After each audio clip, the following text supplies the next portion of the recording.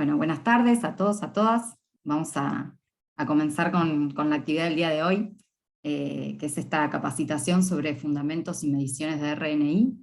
Esta actividad es una propuesta de la Comisión de Electrónica del Colegio de Ingenieros Especialistas de la provincia de Santa Fe, Distrito 2. Se va a desarrollar durante el día de hoy, martes, y el martes próximo, 25 de octubre, entre las 18 y las 20:30. Esta actividad está a cargo de María Rita Ferrari, que es ingeniero electricista, de Gonzalo López, que es ingeniero electrónico, y la clase de hoy específicamente a cargo de Aníbal Aguirre, que es ingeniero electrónico.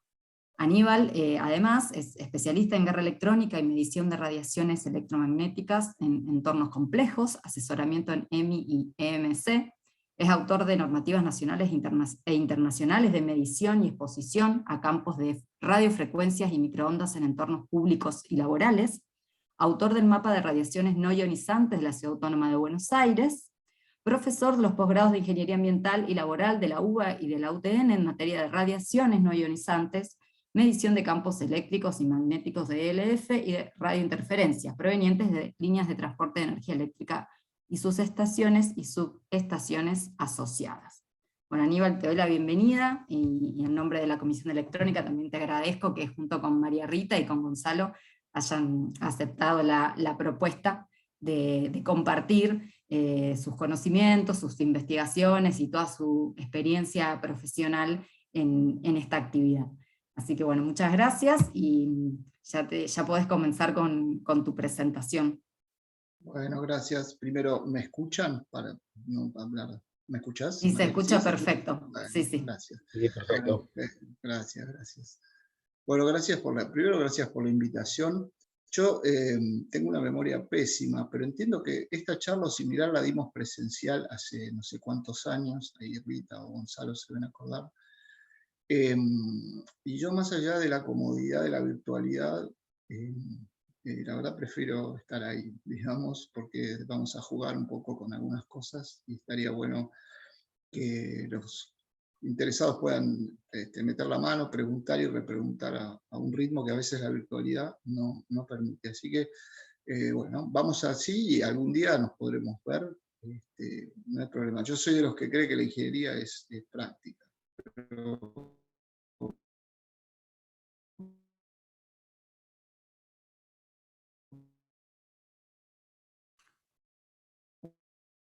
Se cortó tu conexión, Aníbal. Hicimos las pruebas y salía perfecto.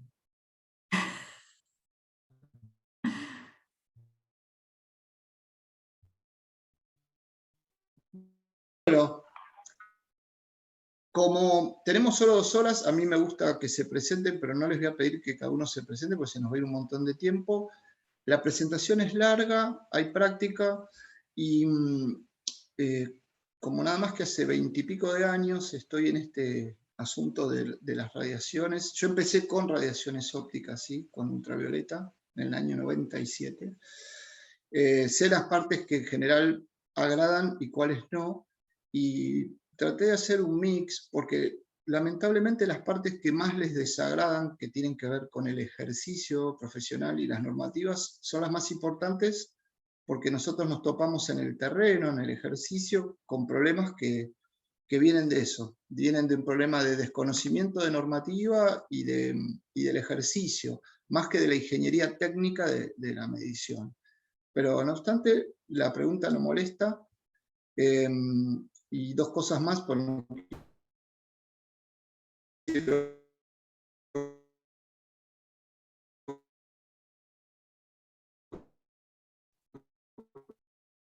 Aníbal, cuando conectás tu cámara, interfiere en la conexión.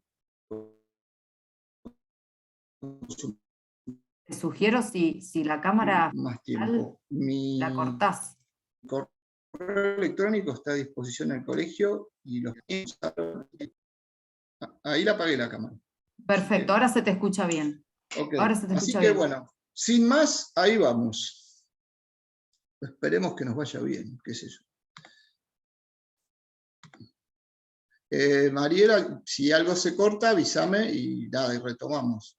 Sí, sí.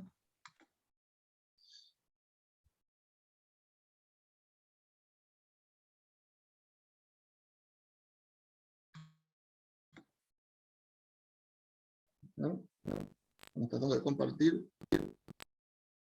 Bien, a ver.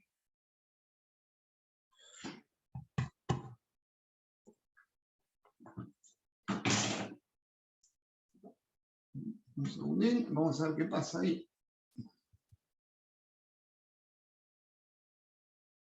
No estamos viendo en modo presentación todavía. Ahora sí. Sí, perfecto. Ahora sí. ¿Sí? Ok, bien. Vamos a ver un poco rápido el manejo de las radiaciones no ionizantes, porque de lo que vamos a hablar hoy, que son radiaciones ópticas, que vamos a ver que agrupan radiaciones visibles e invisibles, como la ultravioleta y la infrarroja, que el ojo humano no las puede ver, y las ópticas convencionales, que es radiación visible, ¿sí? Pero hay un problema de cómo gestionar el problema de radiaciones en general. Nosotros nos vamos a enfocar al óptico. Esto estimo les va a servir a los que vengan a la clase que viene, que va a dar Gonzalo, porque el problema de las RNI es bastante común, el problema en sí. Después hay una ingeniería técnica que es diferente. Si ponemos las RNI en el centro digamos, del escenario, está rodeada de una serie de actores que deberían simplificar la historia, y a veces no es así. Sobre el problema de las RNI, tenemos regulaciones de autoridades nacionales de ambiente, de trabajo, de salud, de energía y de comunicaciones. La noticia de esto es que, bueno, no muchas veces estas regulaciones coinciden entre sí. Cuando las hay, a veces no las hay. Cuando las hay, a veces no coinciden. En el caso puntual que nos convoca hoy, de la parte laboral y para la parte óptica, tenemos la infinita suerte de que hay legislación con límites. Ahora vamos a ver qué es lo que nos falta, pero la parte de límites, ¿sí?, para las radiaciones ópticas está establecido. Después lo otro se lo dejamos a Gonzalo, el resto.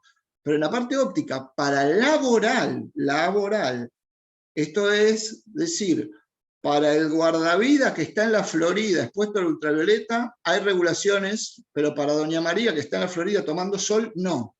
Esto es así de claro, lo digo para que se entienda como ejemplo. Cualquier cosa preguntan, me interrumpen, yo no tengo problema.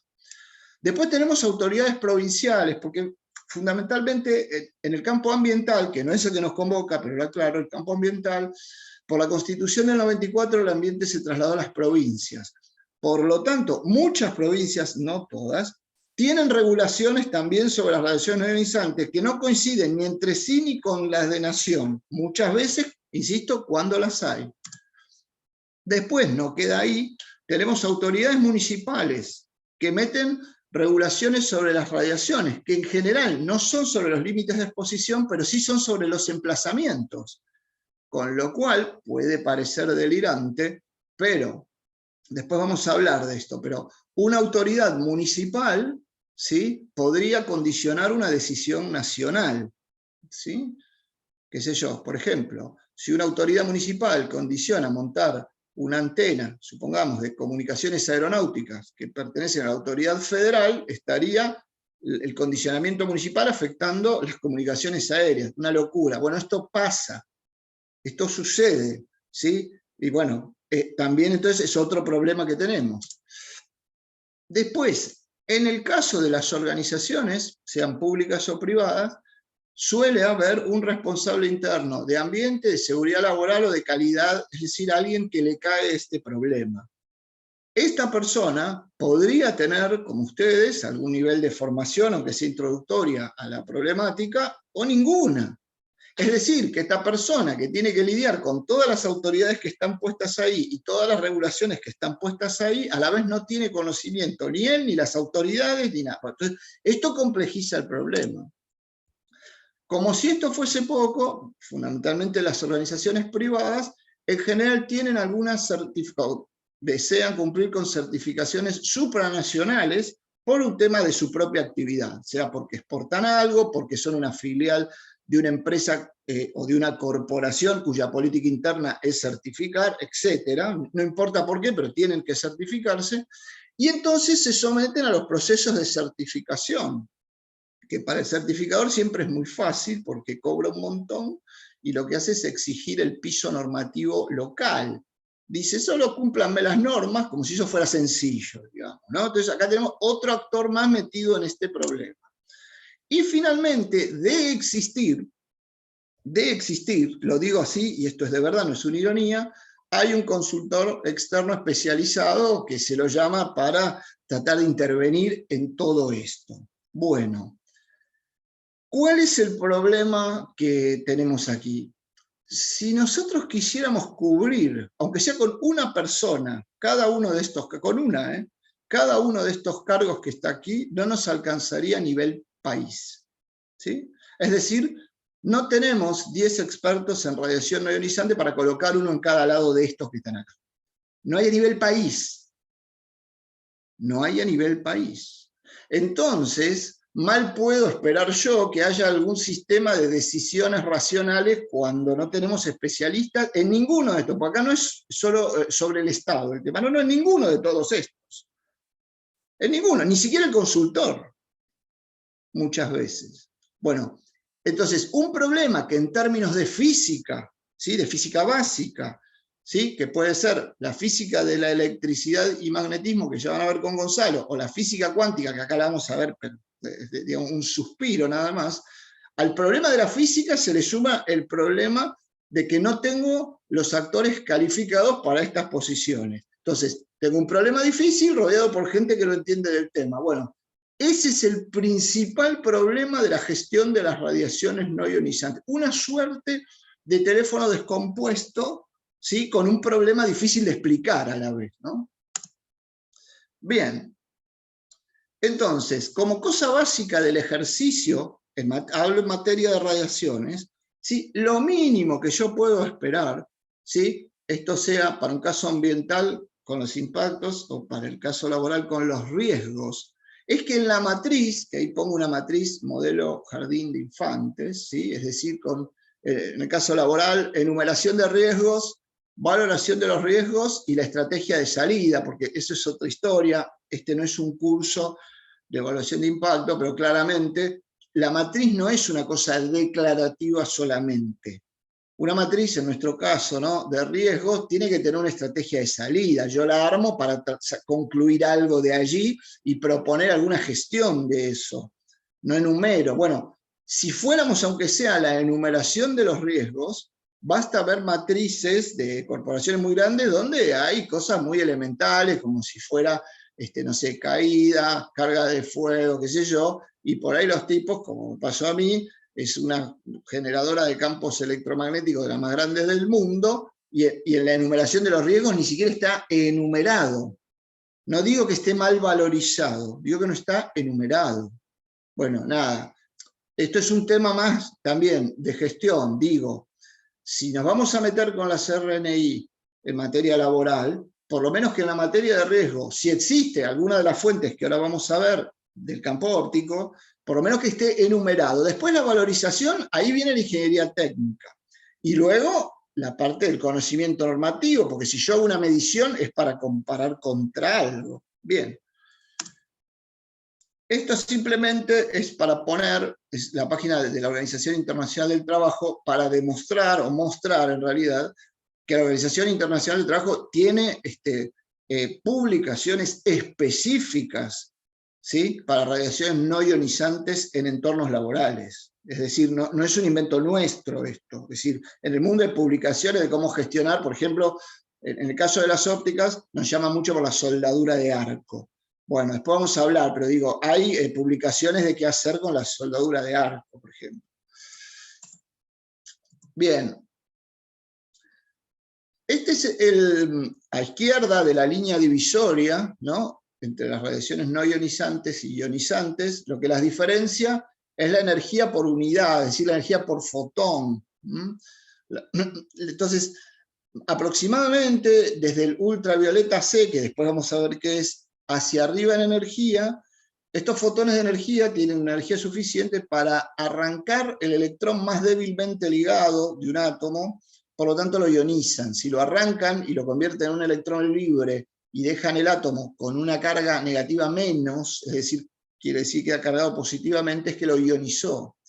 Bueno, nuestras radiaciones, las no ionizantes, no tienen esa energía asociada por más potencia que tengan. Esto después me lo preguntan.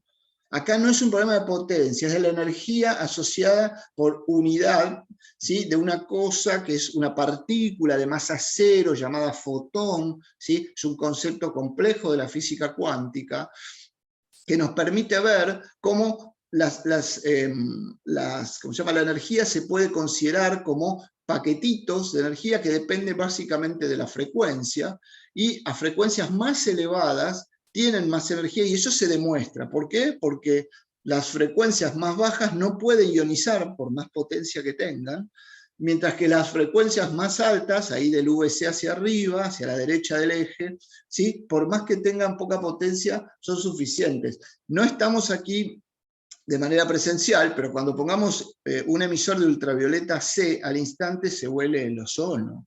Los fotones se están pegando con un pequeño tubo. Se huele el ozono, pero al instante. Y es ahí, está en el límite de lo ionizante. Bueno, de todas las ionizantes, que ahora vamos a nombrar muy rápido, nosotros nos vamos a ir a la partecita de más alta energía de las no ionizantes, que es lo que ahí está escrito como infrarrojo, luz visible y ultravioleta.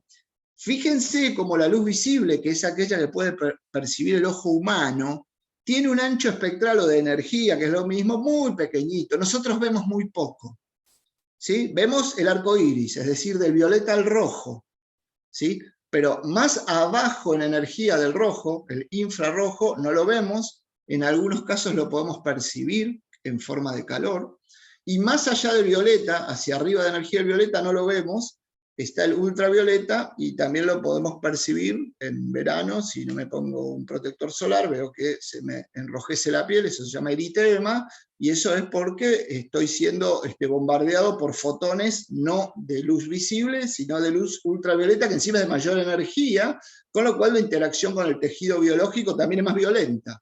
Si no, se la pueden preguntar a las sillas de jardín color blanca, cuando se van a sentar y se caen. ¿Quién las quebró? Las quebró los fotones ultravioleta. Tienen tanta fuerza, rompen el polímero de la silla. Imagínense lo que hace con la piel. Bien. Esto es muy rápido, es simplemente la descripción de lo que vimos, no vamos a entrar en detalle, porque esto lo van a ver con Gonzalo.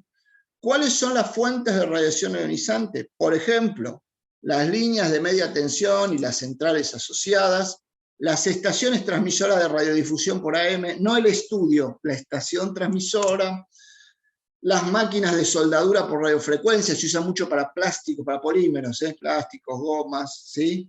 Estas son muy potentes. Después, si hay alguien de la preventores, digamos, me preguntan, pues son bravas, es decir, emiten mucho campo. Estaciones transmisoras de radiodifusión por FM, que cada vez hay por más terrazas de edificios, no solamente de edificios de las emisoras, sino de gente que vive. La tele de VHF de aire, sea en su versión analógica o digital.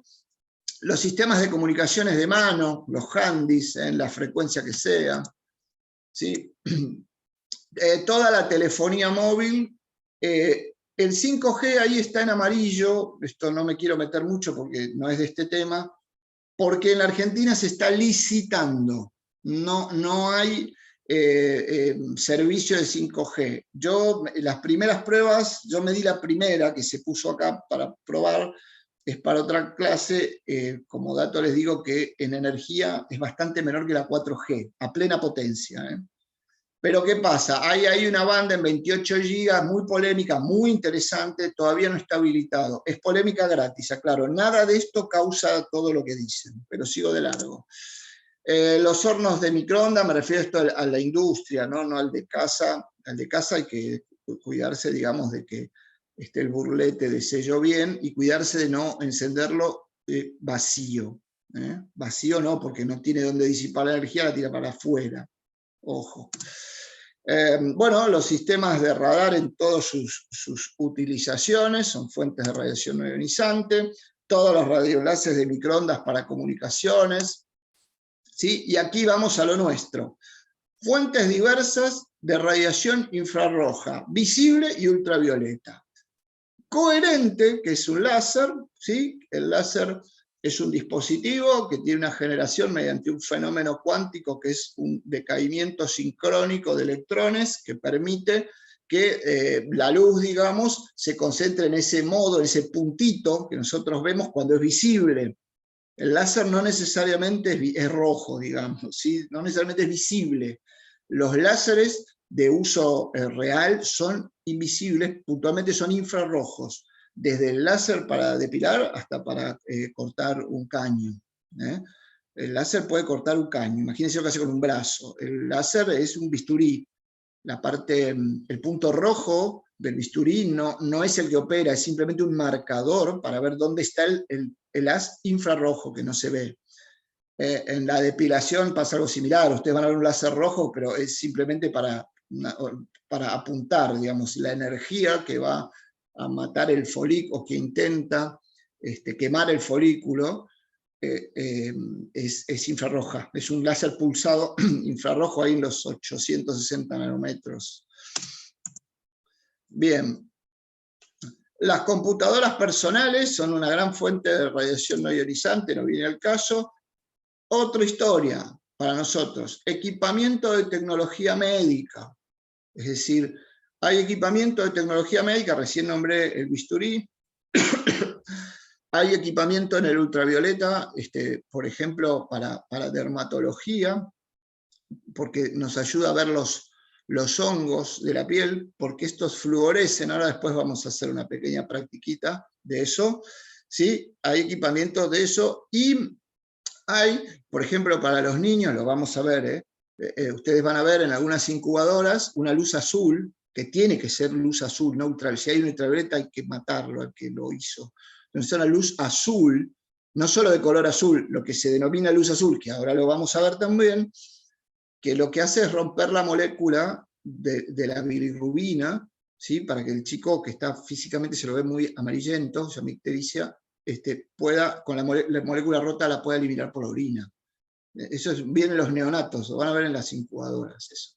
¿Sí? Ahí hay una cosa muy interesante de fenómeno fotoquímico, es decir, yo le doy el fotón de una longitud adecuada a la que tiene la cadena, ¿sí? De la molécula, de la macromolécula de la bilirrubina, y por lo tanto, como las longitudes son iguales, la energía absorbida es máxima, y como no la puede disipar de otra manera, se rompe la molécula, ¿sí? Y así es bueno, así funciona lo de la ruptura de la silla en casa, blanca.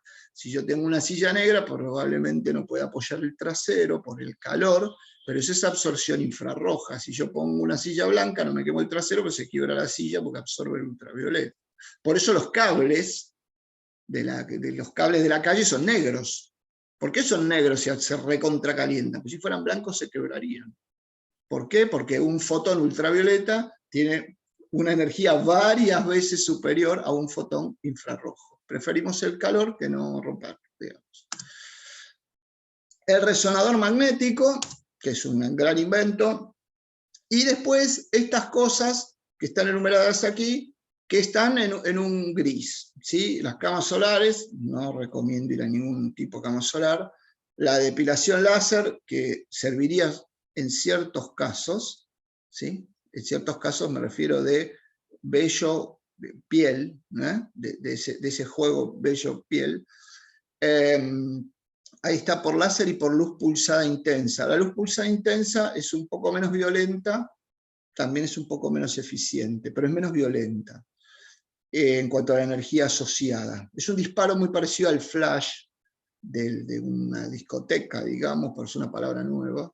El flash es una descarga de gas xenón, que es ese color que encandila en el blanco, tiene un gran componente ultravioleta, el xenón, ¿sí? Y bueno, y para personas que no tienen mucho contraste entre el color del vello y el color de la piel, la luz pulsada intensa puede ayudar, el láser no, pero bueno, hay que tener cuidado porque fundamentalmente no están controlados en su nivel de radiación. Y la radiofrecuencia que a veces se aplican las personas, porque hombre, mujer, en el rostro, supuestamente para, comillas, planchar las arrugas, porque dicen que genera colágeno. Es otro delirio total, con calor sería suficiente. el tema de todas estas cosas es que están en un gris, porque uno diría, bueno, esto es del mundo de la estética, si una persona se quiere exponer que se embrome y tal, pero no es tan así, porque la definición de salud actual no es la ausencia de enfermedad, es el bienestar no solo clínico, sino social, psíquico, ¿sí?, de la persona. Entonces, aquí la estética, como podría asociarse al bienestar de una persona, podría considerarse un tema de salud. Esto es muy discutido en el mundo. Ahora, si es un tema de salud, yo debería tenerlo regulado como las cosas de salud. Bueno, eso no pasa acá, al menos. Digo, si hay preventores aquí, estos son bichos a controlar. Porque aquí, nada, no tienen por qué saberlo, pero una cama solar, una depilación, etcétera, algo mal hecho o en la persona, o llevado adelante por personas incautas, puede causar daño real, daño en serio. La depilación es como si quisieran clavarse un soldador de punta, de lápiz, ¿sí? O sea que mal puesto esto quema, básicamente, me puede quemar la piel, claramente, ¿sí? La cama solar, por ejemplo, si yo estoy bajo un tratamiento de drogas fotoquímicas, que puede ser oncológico, anticonceptivos en las chicas y qué sé yo, pueden aparecer manchas que no se van más por reacciones fotoquímicas, es decir, entre los fotones UV y las drogas que me circulan por el cuerpo. Digo, hay que tener cuidado con estas cosas, no estaría mal controlarlas, digamos. Como esto no es estrictamente un tema laboral, y yo dije hace unos minutitos que hay legislación en términos laborales, bueno, es todo cierto lo que dije, hay legislación en términos laborales, pero esto no es laboral, con lo cual eso no aplica y ahí estamos en un problema. Bien, ¿qué necesitaríamos para poder regular de manera correcta nuestras radiaciones? Primero, conocer los límites de exposición bajo lo cual algo es saludable o no, o es peligroso o no, o como le quieran llamar. ¿Sí? Esto surge de estudios biofísicos de gran potencia estadística que permiten concluir un nivel promedio, decir, bueno, miren, es como, qué sé yo, en el caso del ruido audible en lo laboral, que dice, bueno, 85 dBA hacia arriba, que es una locura igual, 85, el que tenga ganas, expóngase un rato, es tremendo, pero no importa, es decir, es poner un límite, ¿sí? Bien, de esto, de poner límites, bueno, ya dije que para el mundo laboral, en nuestras radiaciones ópticas, sí, por suerte hay norma de límites. Tenemos una gran ventaja. En el campo ambiental no hay norma de límites. Con lo cual, si uno quisiera hacer algo, bueno, podría referenciarse a recomendaciones de la Organización Mundial de la Salud o de que lo que quiera, pero no hay. Pero no hay. Inclusive esto, por ejemplo, en algunos países, en las regiones costeras, es decir, donde hay playa, a veces se regula para tratar de ver un poco, pero bueno, eso choca con los intereses del turismo y otras cosas. Segunda pata del triángulo de regulaciones.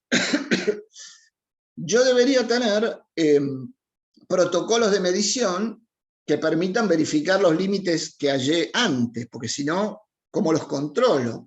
Y los tengo que controlar con un protocolo para que todos midamos igual y las mediciones puedan ser comparadas. Si todos medimos con distinta técnica, con distinto equipo, con distinto criterio, no las vamos a poder comparar.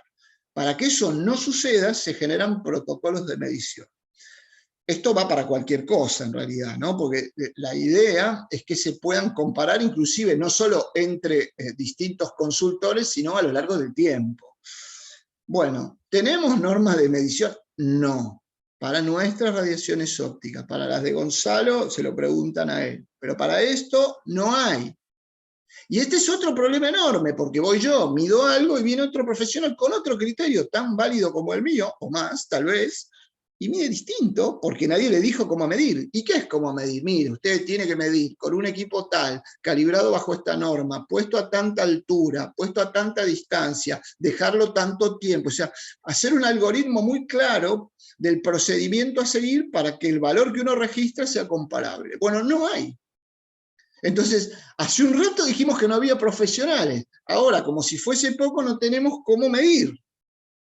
El problema es grave.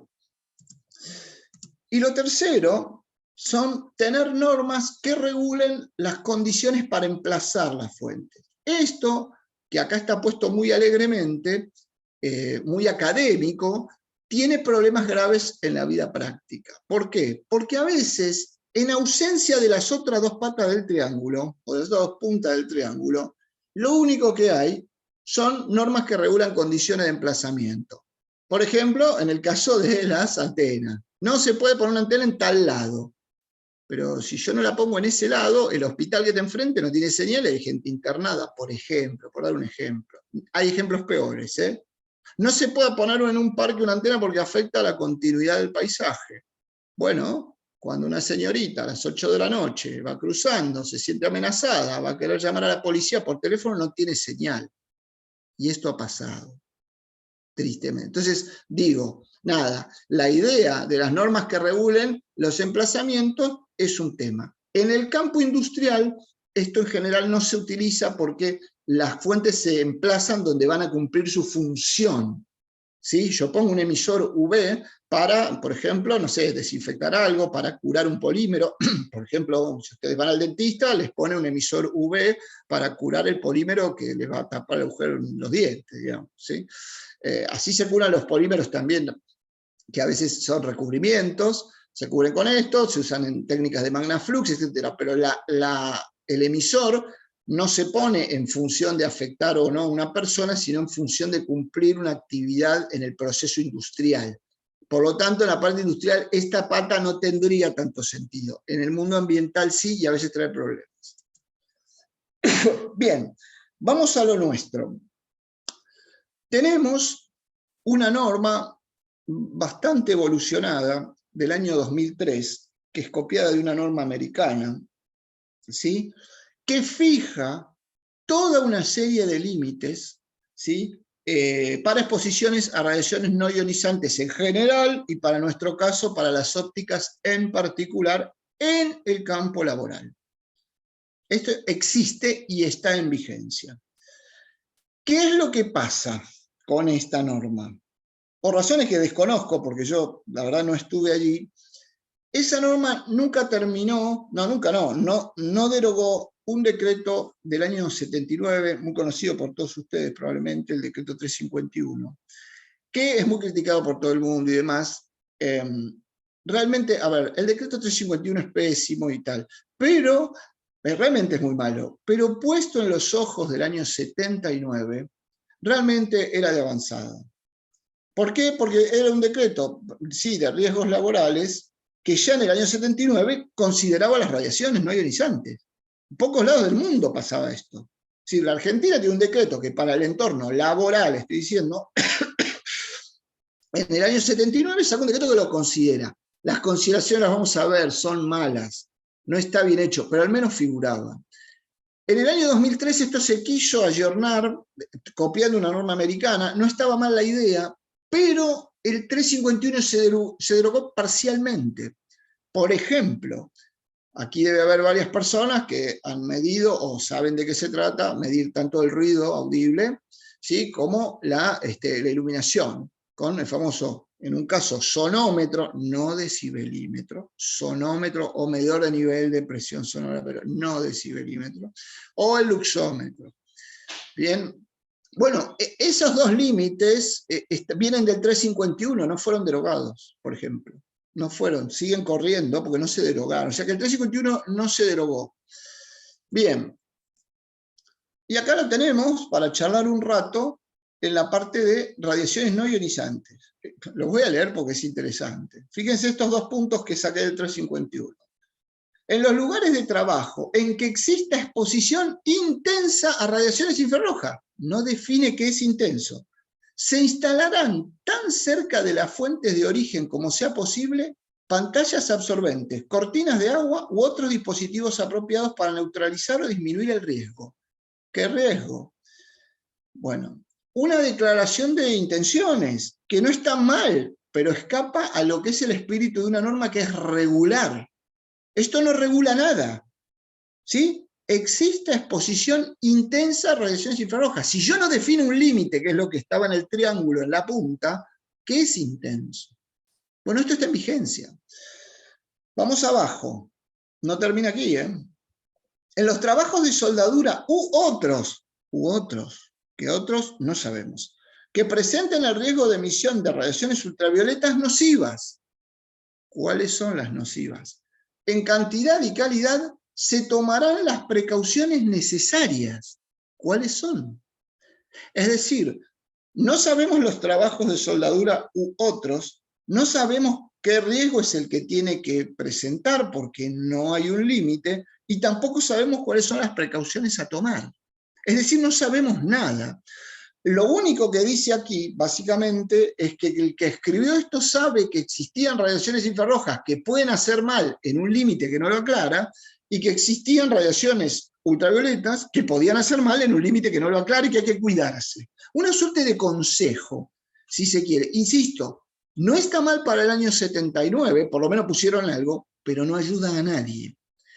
Bien, no termina acá el problema. Entonces, recapitulamos. Tenemos un problema de escasez de profesionales, de una multiplicidad de organismos y de un marco normativo que es el que estamos recorriendo. Atención con el salto en el tiempo. Decreto 351 es del año 79.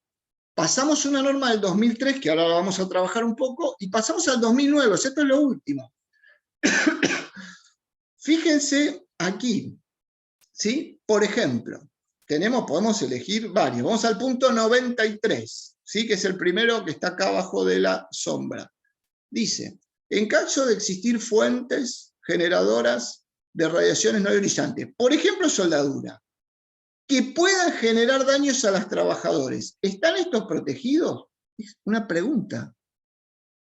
Que puedan generar daños. ¿Y cómo sé yo? Y ahí me refiere al decreto 351, que es el que dice lo mismo, es decir, existe riesgo, o sea, no hay un límite. No hay, ¿cómo puedo contestar yo esa pregunta sin límite? ¿Existe riesgo? Y sí, debe existir, qué sé yo. ¿Están protegidos? Sí, están protegidos porque yo le di la máscara, por ejemplo. ¿No? En vez de preguntar, ¿no?, si está certificada la máscara, qué sé yo, por poner un ejemplo, digamos. Después pone, hay otras que son para Gonzalo, así que no me meto. 99. En caso de existir radiación ultravioleta, ¿se registran mediciones? Bueno, es una buena pregunta esa en tal caso. Ahora, ¿existe radiación ultravioleta? Por ejemplo, en el patio porque hay sol. Entonces yo tengo que poner que existen, porque están en el patio. ¿Existen mediciones? Bueno, por ahí no hice medir el patio, por ahí sí.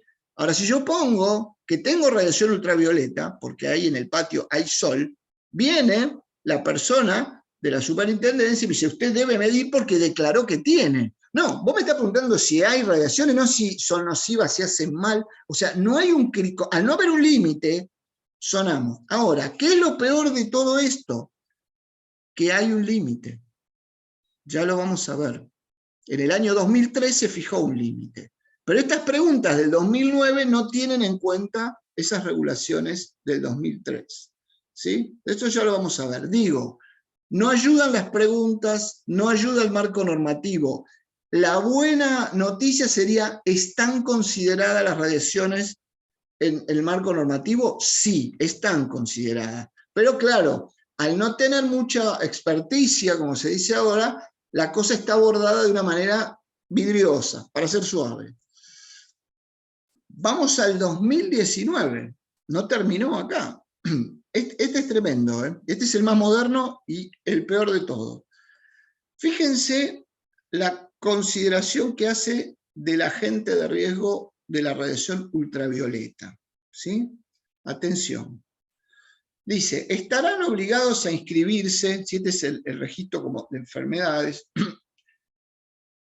donde se observe, pero escuchen, proceso de trabajo donde se genere exposición a la radiación ultravioleta generada artificialmente, como por ejemplo, procesos de soldadura y corte, fuentes germicidas, fototerapia, lámparas UV, arcos eléctricos, centro de fotocopiado, lámpara de descarga, antorcha de plasma, entre otros, haya o no personal expuesto.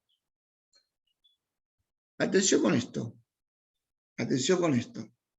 haya o no. Es decir, si yo tengo iluminación fluorescente en la cochera, que emite ultravioleta, lámpara de descarga, están ahí, no hay personal expuesto, bueno, estoy obligado a inscribirme, porque lo tengo, estoy obligado, no es una cosa puesta al azar. Entonces yo tengo que poner en la cochera de mi organización, ahí lámpara de descarga, como dice ahí, qué sé yo, por poner eso. Lo mismo va para los procesos de soldadura. Mire, tengo un taller de mantenimiento donde hay guardada una soldadora de arco, ¿sí? Por lo tanto, tengo ahí una soldadora y bueno, hay que declarar eso, qué sé yo. Fotocopiado. Tengo las fotocopias en el 5º piso de una corporación, es decir, la parte administrativa, porque efectivamente las fotocopias tienen una lámpara emisora UV. Entonces tengo que declarar esto. Cuando declaro esto me piden que mida, porque yo lo declaré. Y está claro que no es lo mismo una antorcha de plasma para cortar acero inoxidable que una fotocopia. Bueno, todo mezclado, digamos. Este sería un poco el tema que yo quiero llegar. Es decir, esta mezcla atenta con poder gestionar adecuadamente las radiaciones de las que vamos a charlar hoy.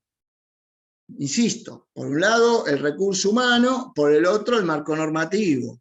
Si a esto le sumamos una ingeniería técnica compleja, vuelve esto más complejo de lo que ya es. Y como si fuera poco la cosa, hay normas supranacionales, que, bueno, la 45.000, este es en el caso laboral, después estamos con las 14.000 en el caso ambiental. Bueno, esto genera un problema. También, no me voy a meter mucho, me lo pueden preguntar después. El problema de las normas supranacionales también lo podrían enloquecer tranquilamente a Gonzalo, porque en las certificaciones de equipamiento también tenemos un problema con las normas supranacionales, ¿sí? Hay un problema grande con esto de verdad. ¿Por qué? Y bueno, porque voy a poner un solo ejemplo. Si yo cumplo con un instrumento de medición, con una norma supranacional, que a mí me permite certificarlo cada 3 años, porque mi sistema de calidad lo permite, y yo voy a presentar un informe al municipio de Quitilipi, por ejemplo, Chaco, y me dice, no, el certificado aquí tiene que valer 1 año. Y yo le explico, no, mire, pero esto, no, mire, acá si no vale, si está pasado el año, está vencido, no se acepta el informe. El ejercicio lo termina regulando el municipio de Quitilipi y no la norma supranacional que yo puedo estar cumpliendo.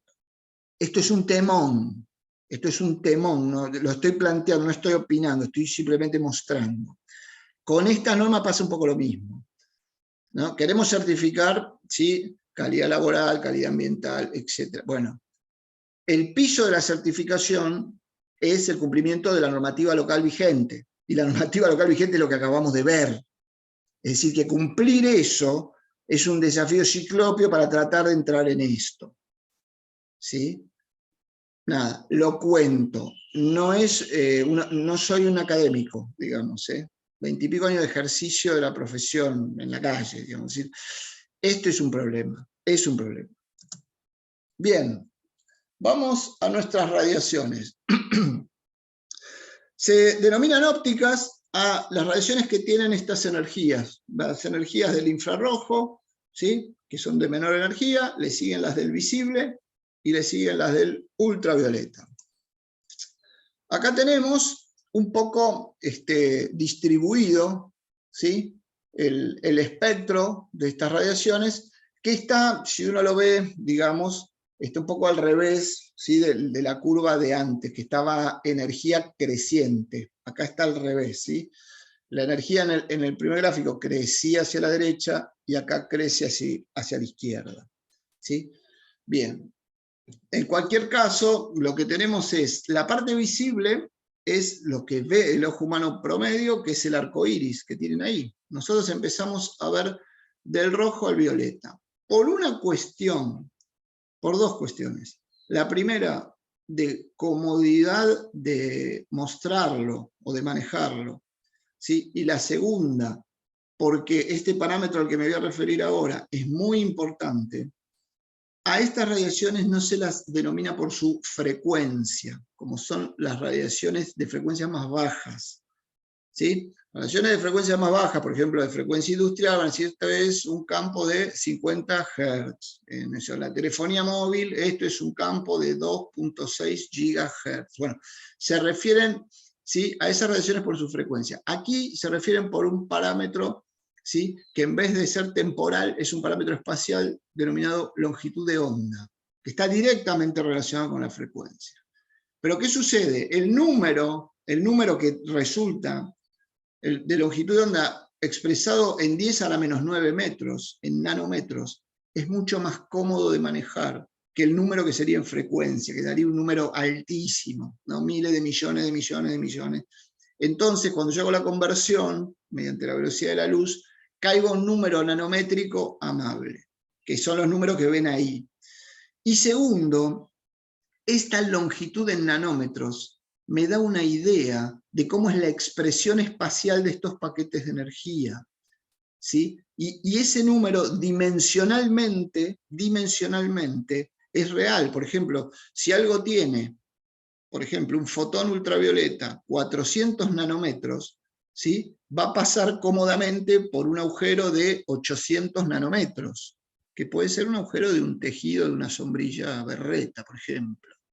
Pasa, ¿sí? Es decir, este número de longitud real, de expresión espacial de la energía, tiene un sentido físico cuando yo lo quiero comparar con otras dimensiones, ¿sí? Esta idea de comparar dimensiones de la energía y comparar dimensiones de objetos físicos da mucho, ¿sí?, mucha idea de la interacción entre el tipo de energía o longitud de onda con el tipo de objeto con el cual puede interactuar. Las reacciones fotoquímicas son aquellas donde la dimensión del fotón se aproxima a la dimensión de la molécula, ¿sí? Por eso, exactamente por eso, hay objetos, vamos a ver, que absorben más un tipo de energía que otra. El caso más típico es, bueno, no te pongas ropa oscura que te calentas. ¿Qué es que te calentas? Que los tintes oscuros absorben más el infrarrojo. Yo me siento con calor, digamos, ¿sí? Pero entonces el espectro se divide, ¿sí?, o se expresa, ¿sí?, no en frecuencias, sino en longitudes de onda, ¿sí? Bien, ahí tenemos la luz visible y los distintos ultravioletas. Los ultravioletas todos pueden ser generados artificialmente, pero vamos a ver que el Sol a la Tierra, ¿sí?, llegan muy pocos ultravioletas. No solo la intensidad de todos los que están expresados ahí, ¿sí?, solo llega un poquito de lo que dice V cercano y un poquito del V medio, es decir, el VA y el VB, ¿sí? Un poco llega, ¿sí? El Sol genera todo, pero las capas superiores de la atmósfera, por suerte, filtran bastante. ¿Sí? Ahí está la comparación que les decía antes. Arriba tenemos la luz visible, ¿sí?, expresada en energía creciente a la derecha, ¿sí?, es decir, los rayos X son a la derecha y aquí los rayos X son a la izquierda. Por esta idea de que ahí está, arriba está expresado en frecuencia y abajo en longitudes de onda. Es exactamente lo mismo. Ahora vamos a ver la expresión y todo. Bien. De las fuentes de radiación tenemos la natural, que es el Sol. Otra fuente de radiación óptica, no está puesta ahí, natural, es el rayo, ¿no? Cuando cae un rayo, ese destello de la disrupción de electrones violenta, ¿sí?, por la ruptura del dieléctrico que conforma el aire, la ionización y ruptura, ese arco básicamente es un emisor de luz, ¿sí?, también. Por supuesto, de corta duración temporal. Y la otra natural es el Sol. El Sol emite todo, emite hasta radiaciones de frecuencias bajas y demás, emite de todo, emite rayos X, emite de todo. Pero de nuestras radiaciones, a la corteza terrestre, al piso, digamos, llega por supuesto la luz, por eso podemos ver. Llega el infrarrojo, por eso cuando la Tierra se encuentra, en el punto de la Tierra se encuentra más cercano al Sol, es la estación de verano, llega el infrarrojo, hace más calor. Y lo mismo con el ultravioleta. De todos los ultravioletas que genera el Sol, justamente las moléculas de las capas superiores de la ionosfera lo empiezan a absorber, y las de la atmósfera también, y por lo tanto al suelo llegan ultravioleta A y ultravioleta B. ¿Sí? Entonces llegan infrarrojos visibles y algo de ultravioleta. Eso es el Sol. Bueno, las fuentes artificiales de radiación óptica son dos, tienen dos mecanismos. Uno, lo vamos a ver en detalle, viene de calentar un cuerpo.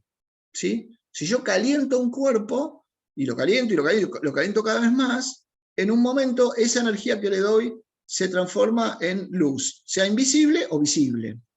El caso por ahí más típico es: yo agarro una barra de hierro, la tengo a temperatura ambiente, tiene el color metal, ¿no?, del hierro, pero si yo la caliento, 600, 700 grados, eso se empieza a poner naranja, luego amarillo y luego casi un blanco. Bueno, esa emisión de color está vinculada a la temperatura a la que está expuesto el metal. Es decir que la temperatura, ¿sí?, empieza a ser un factor que ayuda a emitir a los cuerpos. Antes de eso, emite, pero no se pone de color, pero si yo toco el fierro me quemo. ¿Sí? Emite en el infrarrojo. ¿Sí? Ahora vamos a ver.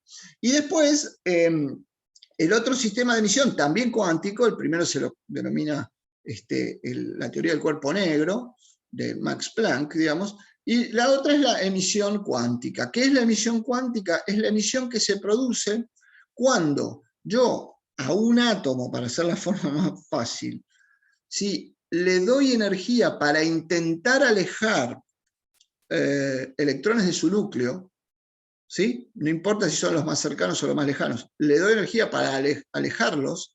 Cuando le dejo dar energía, los electrones vuelven a su estado natural, y esa energía la devuelven como fotones, cuya energía es exactamente el salto del que vienen, es decir, de la energía que tenían a la energía que bajaron, digamos, el decaimiento. Eso produce un fotón. Depende de qué nivel a qué nivel bajen, son las emisiones. Los que están más cercanos al núcleo, como están más cercanos, están más atraídos, les tengo que dar más energía para alejarlos, y más luego me devuelven más energía cuando vuelven. ¿Sí? Son fenómenos cuánticos, y así funcionan muchas cosas. El tubo fluorescente, por ejemplo, y todos los LEDs, digamos. Todos los LEDs funcionan así. Hay un fenómeno cuántico en un metal convenientemente construido. En el caso de los LEDs son una mezcla de arsénico y galio, se llama arseniuro de galio, digamos, donde jugando con esta idea de los decaimientos cuánticos, logro emitir en el color que se me antoja. El LED no emite por el plastiquito, es de color. La emisión ya natural es del color que yo quiero, y tiene que ver con el material y con la energía, no con el plastiquito, el casquillo, digamos. ¿Sí? Estos son, en ambos casos, tanto el calentamiento como el decaimiento de electrones y su correspondiente emisión, son efectos que estudia la física cuántica.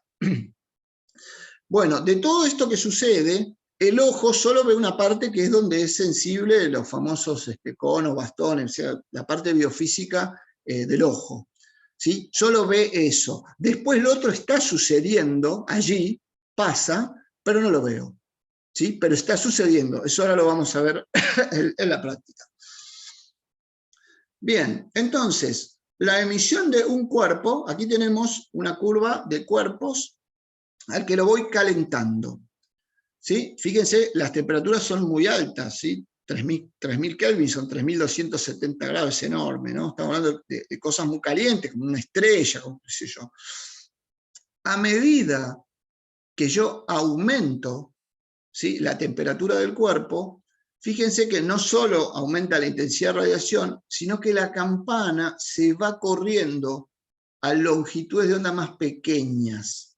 Hasta que en un momento, fíjense la curva de 3000 Kelvin, cuando llega a los 5000, empieza ya de alguna manera a emitir en el rojo y se mete, ¿sí?, en el espectro óptico. Y a medida que yo caliento, ¿sí?, va irradiando más óptica, y la parte izquierda del violeta, no sé si el cursor se ve aquí, esta parte izquierda es el ultravioleta, o sea, estas partecitas de la campana, de la curva, son emisiones ultravioletas. Y esto viene de haber calentado un cuerpo. Es decir, emite. El infrarrojo es del rojo para la derecha, todo lo de la energía bajo la curva hacia la derecha del rojo es emisión infrarroja, toda la energía hacia la izquierda del violeta, bajo la curva, es ultravioleta. Entonces ahí vemos claramente como calentar un cuerpo hace que aparezca primero la radiación infrarroja, después la radiación visible y finalmente la ultravioleta. ¿Sí? Este es en el mecanismo de calentamiento, no en el mecanismo de decaimiento de electrones. Por eso está la lamparita incandescente ahí arriba. La lámpara incandescente iluminaba porque un metal, que era el tungsteno, ¿sí? Estaba recorrido por, digamos, un mar, digamos, de electrones que se rozaban entre sí en la red de tungsteno, y en el rozamiento se calentaban, y calentaban el tungsteno, en los choques, ¿sí? En choque electrón contra los nodos de la red, digamos, son choques, y eso los va calentando por fricción, y se ponía lo que se llama el rojo blanco, y ese es el color del filamento que estoy viendo, ¿sí? Y esa era la luz que daba. Ahora, ¿por qué calentaba la lámpara? Cuando yo acercaba una lamparita incandescente a la mano me quemaba, porque todo lo que está a la derecha, o sea, yo lo calenté tanto al filamento para llevarlo a la luz visible, pero toda la curva de la derecha es energía infrarroja. De hecho, la lámpara rendía un 8, un 10% en el visible. Todo lo demás era calor. Por eso se cambió a las lámparas LED. Estábamos tirando energía a lo loco con lámparas incandescentes. Eso viene de la teoría del cuerpo negro. Aquí tenemos el otro efecto, que es el efecto del decaimiento, que usan, por ejemplo, el famoso tubo, el tubo fluorescente. ¿Y qué tengo ahí? Bueno, tengo mercurio excitado, ¿sí? Yo lo excito, ¿sí? ¿Y cómo lo excito? Bueno, lo bombardeo, le pego con un electrón, le arranco, o sea, le doy energía a los electrones de mercurio, se los alejo del núcleo. Cuando decaen, emiten en toda la porquería que estamos viendo aquí, en el espectro del mercurio, ¿sí? Pero ¿qué pasa? A partir de los 400 nanómetros hasta los 700 es el visible, es lo que yo puedo ver, ¿sí? Es lo que yo puedo ver. Entonces, la energía visible que me da el mercurio, ¿sí? Está un poquito en el azul, que es esta línea de aquí, y bastante interesante en el verde. Pero ¿qué hago con todo este ultravioleta? Acá hay un montón de energía en el ultravioleta que no me serviría para nada. Pues bien, recubro la ampolla del tubo interiormente con fósforo y aprovecho el efecto de la fluorescencia, que ya les dije, lo vamos a ver acá en un ratín, que ¿qué es? Fluorescencia es absorber energía en una longitud de onda y devolverla en el visible. Entonces, el fósforo absorbía toda esta energía en el ultravioleta, sobre todo esta línea de 365 nanómetros que no se ve, que acá la vamos a ver en un ratito. Esta es la luz negra. Esto es la luz negra. Ahora vamos a ver. La luz negra, ¿qué es? Esto solo y un poquito de violeta acá para que yo la pueda ver prendida. Esta es la luz negra. Bueno, esto es el mercurio, perfecto. Toda esta energía ultravioleta la hago incidir sobre el fósforo interno, fluorece el fósforo, es decir, absorbe ultravioleta, me devuelve el visible. Por lo tanto, la composición de la luz que yo veo afuera del tubo no es más que la conversión por fluorescencia de radiación ultravioleta a luz visible, más la línea esta azulcita, más el verde, y eso es lo que se ve, por eso es medio verdoso, ¿sí? La luz fluorescente. Miren qué complejo que es. ¿Y de dónde salen estas líneas puntuales de energía? Del decaimiento de los electrones de mercurio que yo excité por el filamento. Aquí no hay calor jugando, por eso esto se llamaba luz fría. No hay calor, ¿sí? Hay emisión cuántica.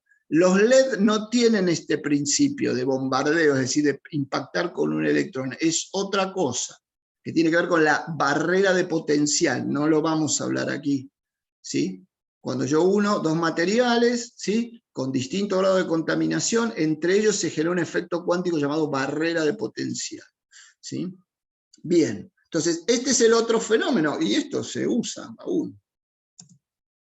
Bien, veamos acá distintas cosas para entender esto de cómo se maneja la emisión de los colores de distintas fuentes. Bueno, a la izquierda, con esto, bueno, arriba, ¿no? Arriba y a la izquierda es el espectro del Sol, ¿sí? Arriba es el espectro del Sol. ¿Qué quiere decir? Bueno, el Sol tiene un poquito de UV, aquí, ¿sí? Ven que acá dice radiación solar extraterrestre y radiación solar terrestre, ¿no? La terrestre es la campana más pequeñita. ¿Por qué es esta diferencia? Por la capa de ozono. ¿Sí? La que llega a la Tierra es la que tiene el arco iris, digamos. Fíjense que hay un pedacito de UV acá que llega a la Tierra, toda la luz visible del Sol, y todo esto es infrarrojo. Toda esta campana se va a agrandar o achicar en función de la posición relativa de la distancia, ¿sí? Cuando la Tierra rota, digamos, ¿no? En el movimiento de rotación y de traslación, ahí en algún momento es verano, básicamente. Entonces, acá hay un esquema de lo que se llama la luz de día, ¿sí? Que no es más ni menos que una suerte de imitación del espectro del Sol. La lámpara incandescente, la lamparita que ya está prohibida, fíjense, emite muy ultravioleta nada, un poco de azul, muy poco, no se nota, y un montón de rojo e infrarrojo, que es donde se termina el gráfico. La campana que va subiendo a la derecha es toda radiación que yo estoy perdiendo en calor. Y esta luz incandescente es lo que hoy conocemos como luz caliente, por ejemplo. Luz cálida, bueno, tiene mucho, ahora la vamos a ver, mucho de esta parte. Porque la luz cálida es más bien amarillenta, mientras que la luz fría es más bien celeste verdosa. Acá tenemos el tubo fluorescente. El tubo fluorescente tiene muy poquito ultravioleta, que acá no está.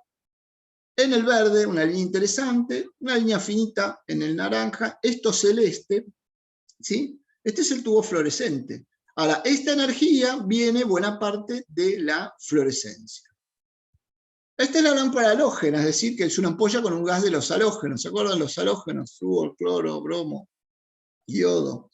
Bien, tiene muy poco ultravioleta, pero también calienta el halógeno. Ustedes le acercan la mano a una lamparita halógena y está caliente. O sea que es poco eficiente, digamos, porque cuando yo siento mucho infrarrojo y una lámpara, su objetivo es dar luz visible, no es ni dar luz ultravioleta ni infrarroja, porque una lámpara es para iluminar, a menos que sea una lámpara de emisión ultravioleta para una tarea específica. LEDs, acá lo puse a propósito, el LED blanco. Fíjense que el LED blanco, para que dé blanco, justamente, no puede tener un tono solo, porque si no tendría un color. Entonces, es una combinación, ¿sí?, de la emisión básicamente en el azul, ¿sí?, con un poquito de verde y un poquito de rojo, y eso al ojo le da blanco, ¿sí?, le da blanco. Fíjense que la luz del sol, lo compleja que es, y al ojo da amarillento, blanco. Y el LED cálido, también construido, ¿qué es lo que hace? No tiene infrarrojo, fíjense cómo la campana se muere en los 700 nanómetros, no tiene infrarrojo, ¿sí? Tiene muy poquito en el verde celeste, que sería la parte fría, y tiene en el verde amarillo, rojo, ¿sí?, más cantidad de energía. ¿Para qué? Para verlo medio amarillento, digamos, luz cálida. Estas son las maneras en que se construyen las distintas formas de radiación visible, porque la utilidad de todas estas porquerías que estamos viendo es para ver, pues son lámparas. Después vamos a ver la utilidad de las cosas que no se ven, ¿no? Ya las vamos a ver aquí, las cosas que no, son invisibles al ojo humano, ¿sí? Bien, aquí tenemos 3 ejemplos. El de la derecha, abajo, la luz azul es visible, atenti. Arriba, una lámpara de luz infrarroja, que la vamos a ver en instantes, ¿sí? Una lámpara de luz infrarroja. Aquí en 700 nanómetros el ojo dejó de ver. Es decir, para este lado y a la izquierda, esta parte de energía es en el visible. ¿Qué color va a ser? Si es infrarrojo, está pegado al rojo. Va a ser color rojo, ¿sí? Va a ser color rojo. Y todo lo demás, hacia la derecha, todo el resto de la campana, que es energía, es infrarroja. ¿sí? Calor, infrarrojo, no lo veo. O sea, es una lámpara que tiene baja emisión de luz visible y todo en el infrarrojo. ¿Sí? ¿Para qué se usa? No sé, ahora veremos, qué sé yo, ustedes habrán visto en los criaderos de pollo, hay acción terapéutica del infrarrojo cuando uno le dan calor en la kinesiología, ¿sí? Se puede emitir calor, infrarrojo. Aquí abajo, también ahora lo vamos a la práctica, tenemos la famosa luz negra. ¿Qué es la luz negra? Es aprovechar la emisión del mercurio de los 365 nanómetros. ¿Por qué el mercurio tiene unas líneas definidas como cualquier material? Porque los saltos de energía son propios de cada material. Entonces los saltos de energía de los niveles del mercurio se conocen y por lo tanto cuando decaen los electrones de los distintos niveles sabemos qué líneas va a expresar. Bueno, una de las que expresa con más intensidad es la línea de 365, es el ultravioleta A, no se ve. Y el piquito, este de la derecha, es la luz violeta que nosotros vemos en los boliches. ¿Por qué está esa luz violeta, ese piquito? Está para que veamos que está prendido, porque si no es toda emisión invisible, la ultravioleta no la veo. ¿Sí? Insisto, ahora lo vamos a ver todo esto en la práctica. Y aquí tenemos el espectro de una luz azul, que es la que les conté de la ictericia. Es azul, vean que a partir de los 400 nanómetros el ojo ve. Es azul. La verdad, para esta práctica no llegué, y después les cuento porque me compré un LED de luz azul, se os quería mostrar. No llegué porque la tensión del LED es 3,2 volt y es difícil lograr un driver en 3,2. Pero después vamos a hablar de la luz azul un ratín, nada, como anécdota. Pero el uso directo tiene que ver con la ictericia, con la descomposición de la bilirrubina en recién nacidos. Bien, ¿qué pasa con la luz visible? ¿Sí? En tema medición. Bueno, como ustedes saben, yo hago mediciones radiométricas, no fotométricas. Ahora vamos a hablar un rato de eso. Todos ustedes seguramente están acostumbrados a la medición de luz visible mediante el luxómetro, que también tenemos aquí un luxómetro. Uno va, lo apoya en el puesto de trabajo que sea, depende de la actividad, tiene un nivel de intensidad lumínica regulado por el 351, por el decreto 351, cumple o no cumple, se acabó el partido. ¿Qué es eso que estoy midiendo? Estoy midiendo una intensidad lumínica convolucionada o pasada por el filtro del ojo humano promedio, que es lo que está ahí, digamos, en la curva gris, ¿sí? La curva fotópica, ¿sí? Básicamente es eso, que es una curva promedio sacada de cómo se comporta el ojo promedio frente a la luz de día. Mientras que la otra curva, la escotópica, es también todo promedio nocturno. La realidad, la biofísica no es esta, no es así. El ojo no se comporta como ninguna de las dos maneras, pero se llegó a este acuerdo para poder construir instrumentos. ¿Sí? Entonces, el luxómetro lo que hace es agarra los fotones de luz visible, porque este filtro gris, como veremos, empieza prácticamente acá en el azul y termina en el rojo y se acabó. No ve nada de ultravioleta no ve nada de ultravioleta aquí a la izquierda y no ve nada de infrarrojo aquí a la derecha. Es solo luz visible. No está mal como idea, ¿sí? Pero es para controlar puestos de trabajo, yo diría, o administrativo o la iluminación de un banco de trabajo. No tiene que ver con emisores asociados a procesos industriales. Es decir, yo si voy a medir una soldadura por arco, no le mido la intensidad lumínica, que seguramente va a ser mayor a la regulada, sino mido las radiaciones ultravioleta, de eso directamente, que también van a dar mayor a la regulada. Por supuesto, por algo usa elemento de protección personal el soldador. Esa es otra discusión para dar, es decir, ¿por qué yo voy a medir algo que sé que da mal y sé que da mal porque por algo le doy elementos? En tal caso habría que certificar los elementos, pero no ir a chequear que la radiación da mal cuando sabemos que da mal, ¿no? Este es un tema también que tiene que ver con el inicio de esta charla. ¿sí? Es decir, ¿cómo me vas a pedir medir la radiación de una soldadora que se conoce hace 70 años, cuando lo que hay que discutir es si el hombre está bien protegido? Porque ya sabemos que da mal. ¿Sí? Una soldadura por arco emite mucha luz visible, pero emite mucho ultravioleta también. No emite rayos X, esto me canso de repetirlo. A veces cuento tipos soldando con delantales con plomo. No emite radiación X, porque la radiación X necesito, como han visto por ahí, una energía de los 25 kiloelectrovolts, 25 kilovolts, 30 kilovolts, una soldadora trabaja con baja tensión. ¿Sí? Entonces, bueno, el luxómetro es un medidor como el sonómetro, digamos, de algo de supervisión, de algo subjetivo, es decir, pasado por una respuesta en el caso del sonómetro del oído, en el caso del luxómetro del ojo. No es una magnitud radiométrica cruda que permite un análisis, esto permite una supervisión, por eso no pierdo el tiempo. Ahora lo vamos a ver, traje un luxómetro, pero todos ustedes saben lo que es un luxómetro y si no me lo preguntan. No tiene mucha riqueza, es una suerte de pasa no pasa, es decir, tengo un puesto de trabajo tal, ¿cuántos lux tengo que tener acá? 700. Bueno, hay 700, sí hay, no hay, listo. No hay más análisis que ese. Ahí, ¿sí? Pero insisto, eso tiene que ver más con un puesto de trabajo y la visión del hombre. No tiene que ver con la intensidad de emisores potentes asociados a procesos industriales. ¿Sí? Acá tienen la tablita, yo esto después lo dejo todo, no hay problema. Esto es el decreto, digamos. No hay ninguna novedad, donde para cada tipo de tarea, ¿sí? Ahí está la iluminación. ¿Sí? Entonces uno va con el luxómetro, lo pone ahí, y bueno, pasa y no pasa. No hay análisis, no importa si hay luz azul, no hay azul, no le importa nada, el luxómetro hace esa cuenta y se acabó.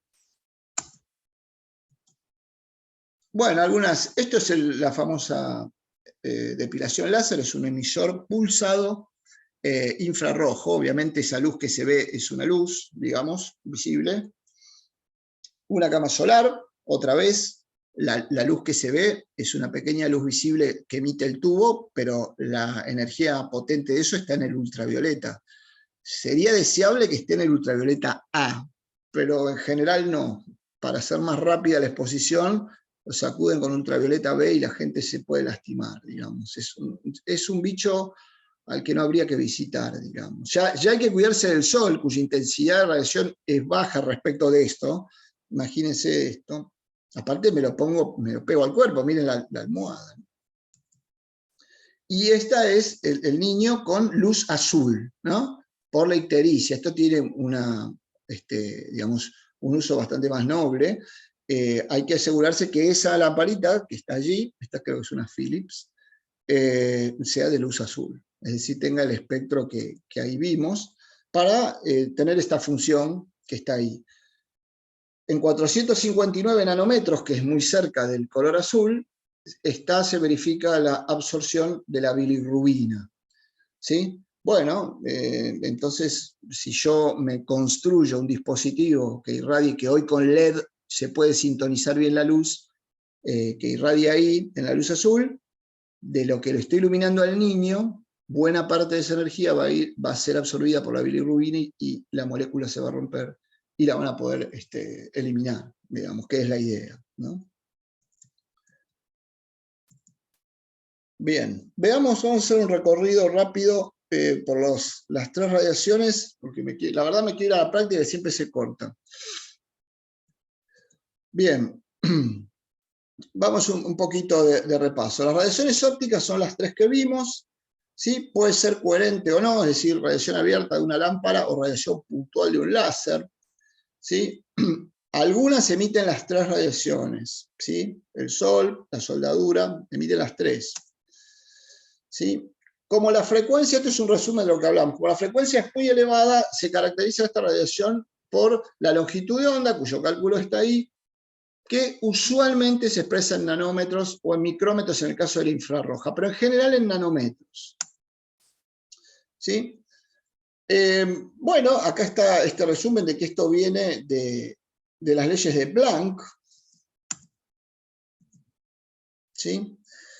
Bien, ¿qué trabajadores tenemos expuestos a esto? Bueno, obviamente los que estén cercanos a un cuerpo caliente, es un caso, o a los emisores cuánticos, que ahí no lo dice, pero atenti con lo del cuerpo caliente. ahí no es un chiste lo de la máquina de café. Es decir, cualquier cuerpo caliente emite. Yo otra vez preguntaba en un curso, parecía gracioso, se rieron todos, pero la verdad no era para reírse. Cuando yo les preguntaba algunos ejemplos muy amables, digamos, de comida con radiación infrarroja.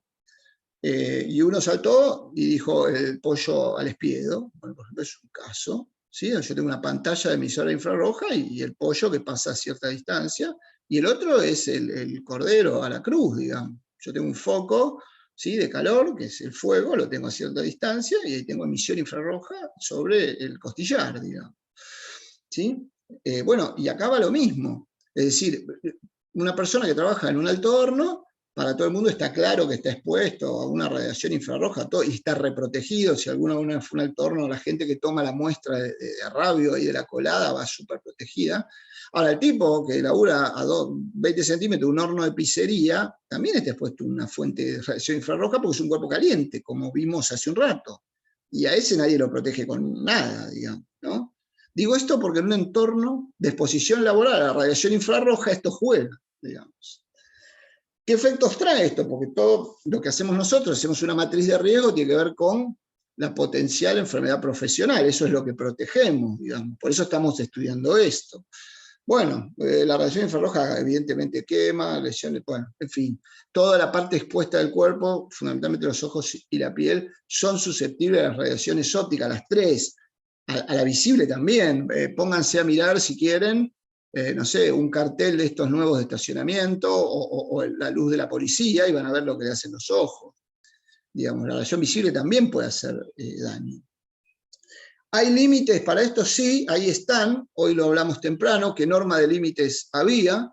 ¿Sí? Ahí están, pues, esto está en la norma, no es ninguna genialidad. Simplemente es para decir que si uno tiene que analizar una fuente infrarroja, bueno, hay límite. No hay norma de medición, pero sí hay el límite que yo debo contrastar para decir esto pasa o no pasa y tomar alguna medida. Pero el límite está.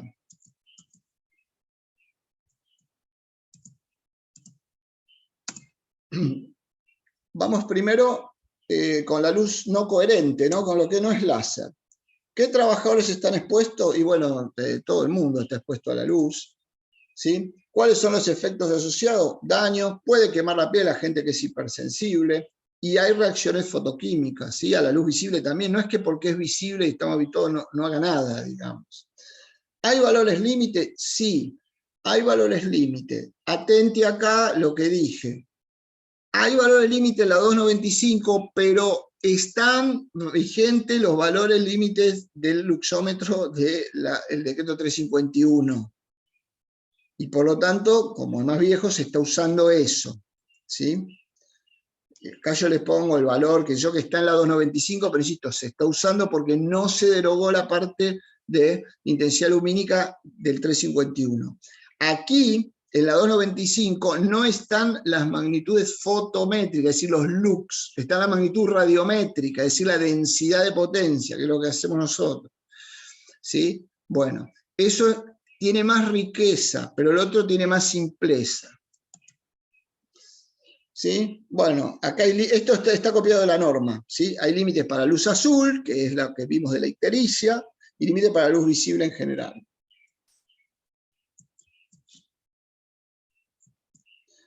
Los láseres. Los láseres tienen clases que van de acuerdo a la potencia que tienen, en forma creciente. ¿Sí? Clase 1 es el puntero, digamos, ahora vamos a ver alguno. Hay láseres que son infrarrojos, que son los más potentes. Hay láseres que son visibles, que es lo que vemos en general como para un puntero, un show, una barrera, un control de pasa-no pasa, de físico, ¿no? Y hay láser también ultravioleta. Los más comunes, evidentemente, es el láser rojo. Hoy provienen de semiconductores, es decir, de decaimientos en LEDs. Antes los decaimientos eran en tubos de gas, ¿sí? Helio-neón, típicamente, eran mezclas de gases raros, ¿no? Helio-neón, de gases nobles. Helio-neón, argo-neón, cripto-neón. Bien. Los láseres pueden emitir en forma continua o por pulsos. El láser también se usa mucho en la transmisión, por supuesto, de óptica, ¿no? Las fibras. ¿sí? Hay 4 clases de láser, ¿sí? Por potencia, en todas hay que tener precauciones. Ahora también en un ratito vamos a ver muy bien cuál es el tema del láser. Lo vamos a ver muy bien, muy claro acá. Y la señalización con las cosas láser es vital. ¿Por qué? Porque un láser infrarrojo no lo veo, le paso la mano y me la corta para llevarlo a un extremo. Entonces debo señalizar cuando hay un emisor láser. Se usa mucho, por ejemplo, para grabar placas de acero, una marca de algo. Yo tengo una chapita de acero o de lo que sea, con mi marca, y la voy a poner en mi aparato que fabrico.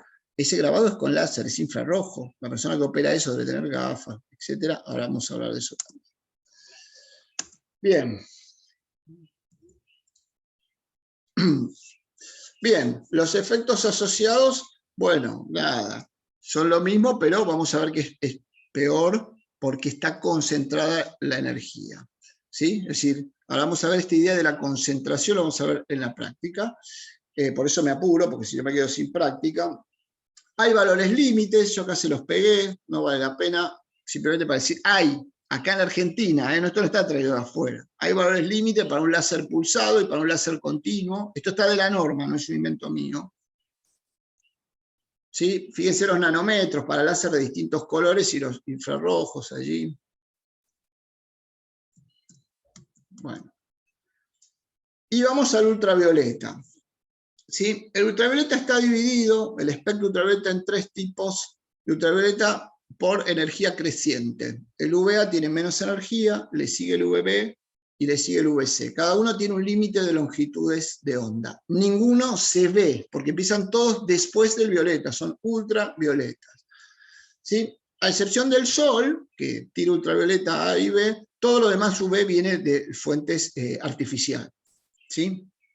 Ahora también vamos a ver algunos. En procesos industriales hay unos cuantos. Ahí están enumerados, qué sé yo, iluminación, fotocopiado, fábrica de química, endurecimiento, recubrimiento, fabricación de circuitos integrados, análisis de material, bueno, magnaflux, soldadura por arco, desinfección, purificación de agua, tratamiento de la psoriasis, bueno, en fin, bronceado, ahí se ha bronceado, falta una vez bronceado, en fin, ¿sí? El UV se usa para muchas cosas.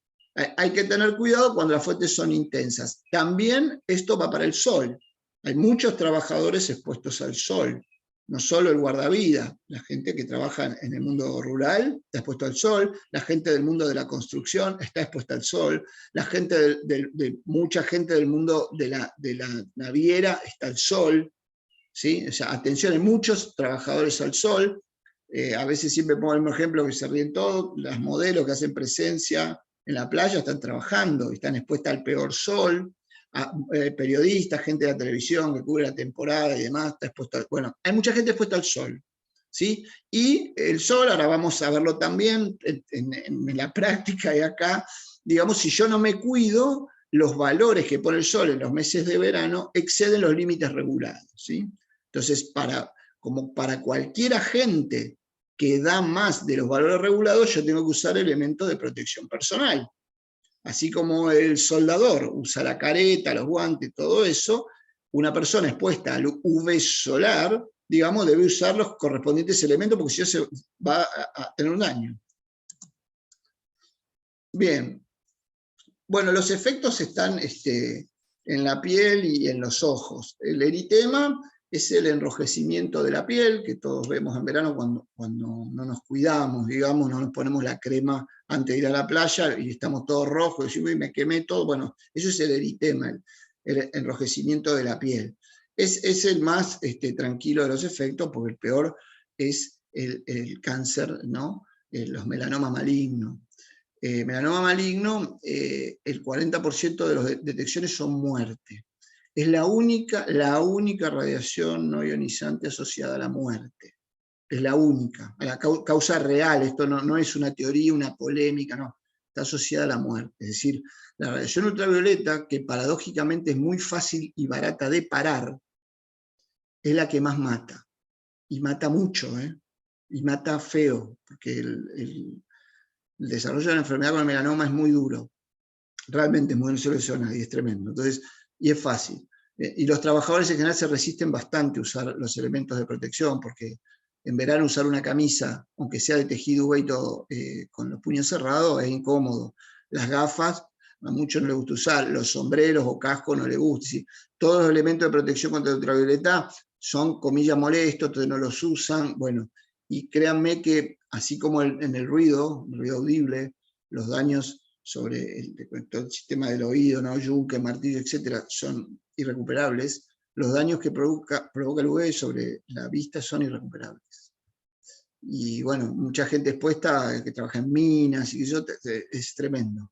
Y solo necesitan usar los EPP, que se los dan muchas veces, ¿sí? Es cierto que hay que darle el EPP adecuado, pero hay que usarlo, ¿sí? Bien. Ahí está el tema de las medicaciones. Una cosa, ¿no? Hay muchas medicaciones fotosensibles. Para poner, siempre pongo un ejemplo medio irónico, pero real, digamos. Si alguno tiene ganas de ir a bailar a un boliche y ve gente, a veces va bailando con gafas, inclusive gafas de seguridad, dice, ¿qué hace este tipo con gafas? Bueno, con gafas oscuras, es porque en las discotecas hay muchas lámparas que emiten UV, y si uno consume sustancias, ¿sí? Qué sé yo, éxtasis, cualquier cosa, se hipersensibilizan las córneas, entonces el UV duele en los ojos, entonces los tipos atenúan el UV con gafas, por eso están con gafas, ¿sí? No saben nada, pero saben de radiación y se cubren, ¿sí? Bueno, eso hay que cuidarse, ¿sí? ¿Por qué? Porque hay muchas drogas que tienen interacciones fotoquímicas, ¿sí? Bien. Bien, vamos a hacer una cosa más técnica. ¿Cómo se mide esto en el caso solar? Esto es muy importante y complicado de entender. La curva verde, que es recta, acá no se ve, pero tiene una parte plana, que es todo el ultravioleta C, baja y después quiebra. Esto es cómo se comporta también de manera promedio la piel frente a la radiación ultravioleta. ¿Qué quiere decir? Que para el ultravioleta A, es la parte más baja de la curva, es donde hay menos interacción. Para el ultravioleta B tiene más interacción para el ultravioleta, y para el ultravioleta C es el peor. Acá hay un factor de multiplicación. Para el ultravioleta C es 1, y si vengo al ultravioleta B baja un centésimo, y el A baja un milésimo, y demás. Las demás curvas son de distintos tipos de instrumentos. El Servicio Meteorológico usa hace años la curva celeste, que se llama ultravioleta B, que copia bastante la curva verde, menos en el ultravioleta C. Uno dirá, pero no la copia, no es bueno. Claro, pero el ultravioleta C no llega a la Tierra. Por lo tanto, la parte del espectro que sí llega a la Tierra, el instrumento que usa el Servicio Meteorológico en cada estación, que es ultravioleta B, es muy bueno. Ahora, hace poco, salió esta curva roja con un instrumento que es el ultravioleta E de eritema, que supone que copia bien la curva. Pero la curva en la parte esta no tiene sentido, ahora lo vamos a ver, porque no llega a la Tierra. ¿Sí? El ultravioleta C, que es muy dañino, no llega a la Tierra. Fíjense esto que es muy interesante también, esto se ve poco. Tenemos tres curvas, ¿sí? En la playa, en el sol, ¿sí? Esto no es ultravioleta, es toda la radiación del sol, cuando está el cielo totalmente despejado, parcial nublado o tapado, ¿no? Nublado. Bueno, fíjense que cuando está totalmente despejado, curva celeste, tengo ultravioleta, aquí, B y A, esta parte, y después el visible, que viene hasta aquí, y después el infrarrojo. Cuando se empieza a tapar, fíjense que las curvas se empiezan a correr a la derecha, es decir, al infrarrojo, ¿sí? Muere el ultravioleta no por completo, fíjense que pasa de un factor de 0,9, acá parcial nublado, a 0,5, y acá 0,4, es decir, cuando se nubla, el ultravioleta baja a la mitad. Como yo en general siento, porque se nubló, un poquito más refrescado me siento, no me siento picado, entre comillas, por el sol, me dejo de cuidar, pero sin embargo estoy expuesto a la mitad de la radiación ultravioleta. Pero todo lo demás está corriendo, inclusive más que antes. ¿Por qué es eso? Porque cuando está despejado, yo recibo toda la energía del Sol de un punto lejano que es el Sol. Cuando yo estoy cubierto de nubes, la energía del Sol se deposita sobre toda esa capa de nubes, sobre todo una semiesfera arriba mío. Ahora, la semiesfera no hace desaparecer la energía, absorberá una parte y además la manda para abajo. Entonces yo dejo de estar iluminado de un punto del Sol a estar iluminado por una superficie. A eso se lo llama luz difusa. La gente que hace esquí o que navega muchas veces le llama luz plana, porque no emite sombra, es una luz que no hace sombra. Eso es peligroso en la montaña en general, no hace sombra. Pero yo la radiación la tengo, y ahí tienen las curvas. Fíjense cómo la parte visible no se altera, se atenúa un poco el ultravioleta, pero un poco, no es que desaparece. Y lo poco que queda me sigue quemando. O sea, atención cuando se tapa el Sol. No desaparece la radiación ultravioleta porque se reparte a lo largo de la capa de nubes que tengo sobre mi cabeza. Bien, acá hay algo muy de ejercicio profesional.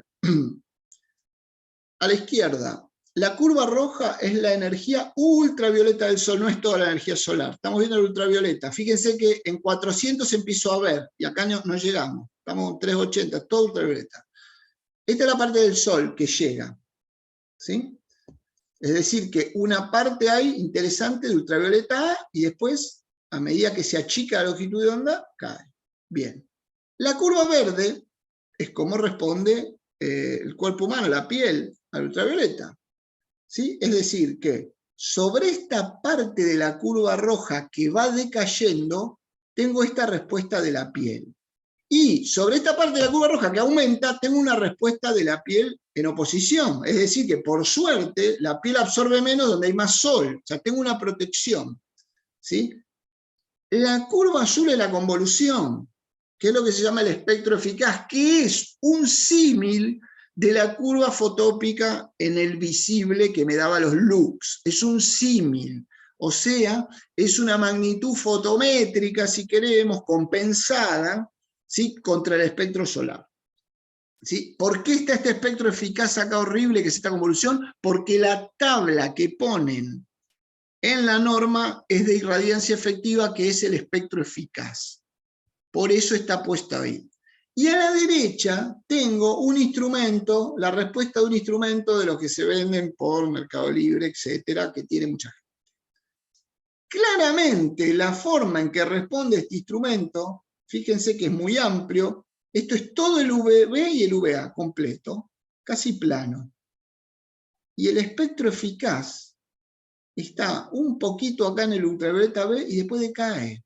No tiene nada que ver con esto. Fíjense que esto va de 280 a 350 casi plano, y acá de 280 a 350, miren la pirueta que da. Yo no puedo medir esto con esto. ¿Por qué? Fíjense, este espectro está atenuado prácticamente 100 veces de la radiación y este está en 1, es decir, mide 100 veces más o más. Entonces no puedo medir. Esta es la dificultad que se tiene para caracterizar la radiación de ultravioleta solar. No estoy hablando de algo, de una máquina, estoy hablando del Sol. Tengo que tener cuidado, por eso se mide mal, porque elijo un instrumento que para otra cosa.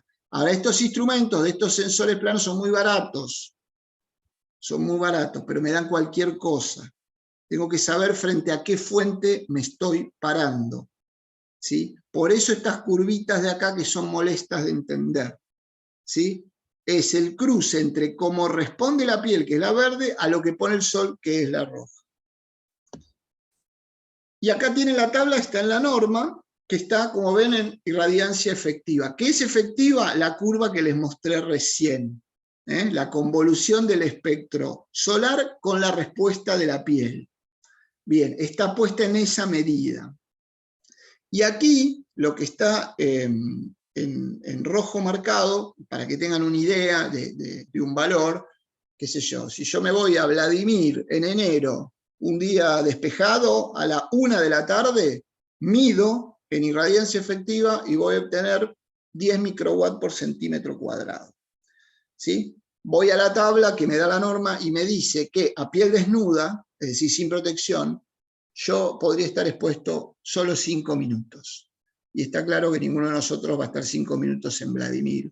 Con lo cual, bueno, nada, no es que no hay que ir nunca más a Vladimir, sino que hay que usar los elementos de protección personal, que en este caso que estoy poniendo de Vladimir, que no es de trabajo, sino de recreación, es usar protección solar mayor a 30, ropa adecuada, gafa, gorro, el protector lo tengo que reponer, ¿sí? Etcétera. ¿Por qué? Porque acá tengo la explicación. Esto viene de estudios biofísicos. ¿Y de cómo está hecho esto? Si yo me expongo a más de 5 minutos, me va a aparecer a piel desnuda, el eritema. Es decir, se me enrojece la piel. 5 minutos, nada más.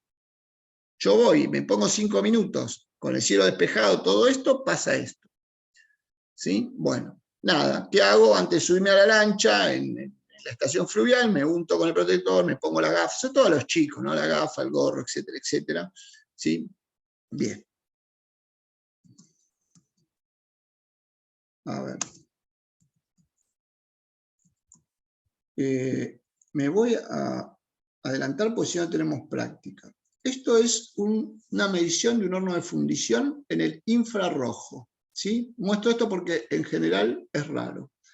Bueno, ahí tienen el esquema, ahí está la foto, pero abajo está el esquema, está el horno, y esto está medido a 30 centímetros y a 1 metro, y después a 30 de altura y a 70 centímetros. ¿Por qué? Porque eran los puestos de trabajo de las personas, cómo se iba acercando el tipo.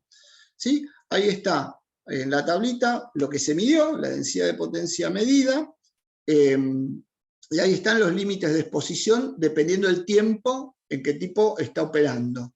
¿Sí? Obviamente, lo tienen ahí muy claro, el valor medido supera los límites. Por lo tanto, eso lo que indica, que es algo bastante obvio, es que hay que usar elementos de protección personal para el infrarrojo. No hay mucha ciencia. A ver, me voy a apurar porque si no, no llegamos. Esto les quiero dejar y nos vamos a la práctica. Una de las cosas más importantes es elegir la gafa adecuada para la actividad. Entonces yo aquí les dejo las normas que hay para la gafa, para ultravioleta, depende de la actividad que se tenga, para la gafa infrarroja. Fíjense que la infrarroja depende de la temperatura del material del que se está hablando, hay un grado de protección, ¿sí? Y abajo, en el centro, tienen cómo leer eso. Las gafas, ahora vamos a ver gafas, pero las gafas, ¿sí? En el arco superior, pueden leer estos grados de protección, sea para... acá, esto lo pongo como ejemplo, está el de UV y el de infrarrojo. Hay de visible, hay de trabajo al sol, hay de soldadura por arco, hay de todo, ¿no? Estas son las gafas más comunes, ¿sí? Que se usan para ultravioleta, para infrarrojo. Bueno, tienen, insisto, un grado de protección y eso puede leerse. Lo importante es seleccionar la gafa para la tarea que la persona está haciendo. Bueno, voy a parar acá porque si no, no tenemos práctica. A ver. Y la verdad quiero que tengamos práctica, que me parece la parte más interesante del asunto.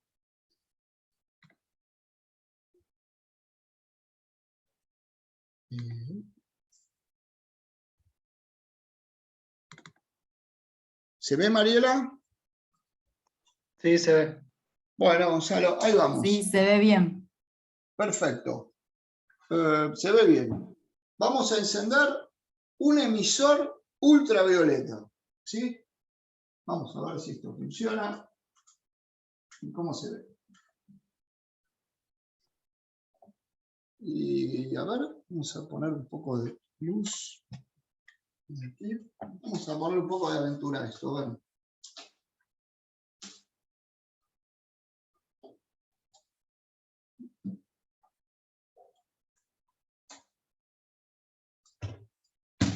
A ver.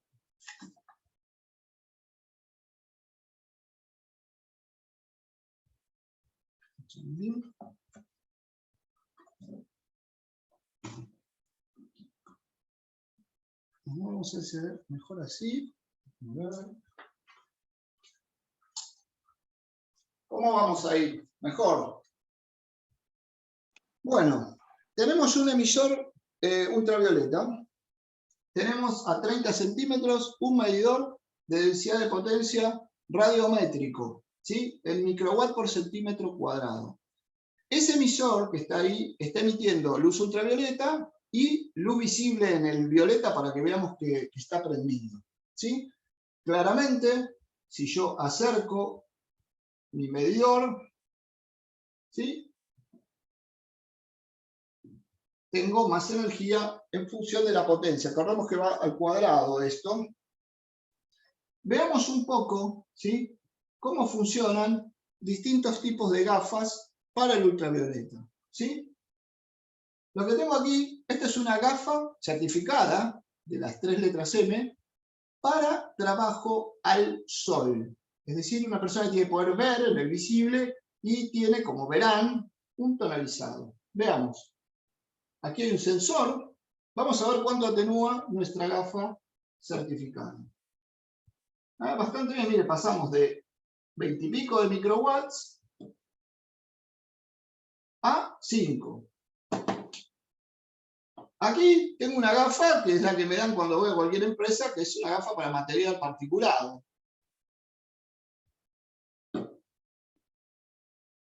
Pasamos a 6. Bastante bien. Aquí tengo una gafa que le compré a la gente que vino de África, que dice que esta gafa es Ray-Ban. Dios nos guarde. Fíjense, espectacular para el ultravioleta. Aquí sí, tengo unas gafas hechas por Bosch y Long, la de Tom Cruise. Estas son Origin. Fíjense cómo van los lentes correctos. Y acá tengo una gafa certificada 3M.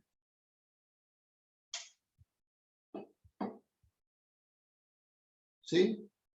Nada. Es decir, que está muy bien usar lo que hay que usar. ¿Sí? Bien. Veamos esto. ¿Sí? Vamos a cambiar. Ahora podemos ver una cosa más. Aquí que dijimos que íbamos a hablar de la fluorescencia. El desafío de la blancura. Vamos a... Si yo prendo la luz, no van a ver nada. No está eso.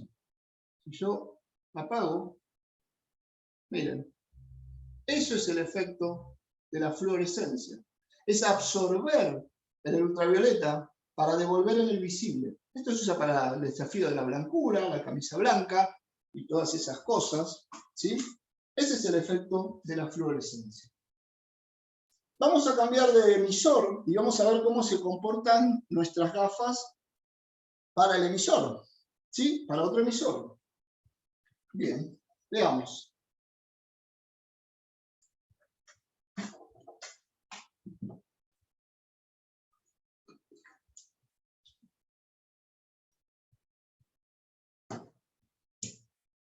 Tengo aquí, no se ve de tan intenso que es. Miren. Vamos a poner luz. Un viejo y glorioso tubo fluorescente, ¿sí? Común. ¿Sí? Muy bien. ¿Sí? Y vamos a probar, vamos a dejar esto para atenuarlo un poquito. ¿Sí? Vamos a probar nuestras gafas a tubo fluorescente, común. Ahora no hay ultravioleta, se supone. Esto emite poco, güey. Nuestra gafa de particulado. Bastante poco esto, ¿eh? Bastante pobre. Mire, estaba en 110. 105. Al visible va mal. Es lógico, es transparente. Vamos con la gafa original. Epa. Casi 10 veces se llevó, miren. Los Ray-Ban. Vamos con la gente de la calle. No tan bien como los Ray-Ban. Vamos con el certificado. Fíjense. Bueno, ayuda. Y por supuesto, con la gafa que corresponde, no vemos absolutamente nada. Miren qué maravilloso. Perfecto. Vamos a cambiar de emisor.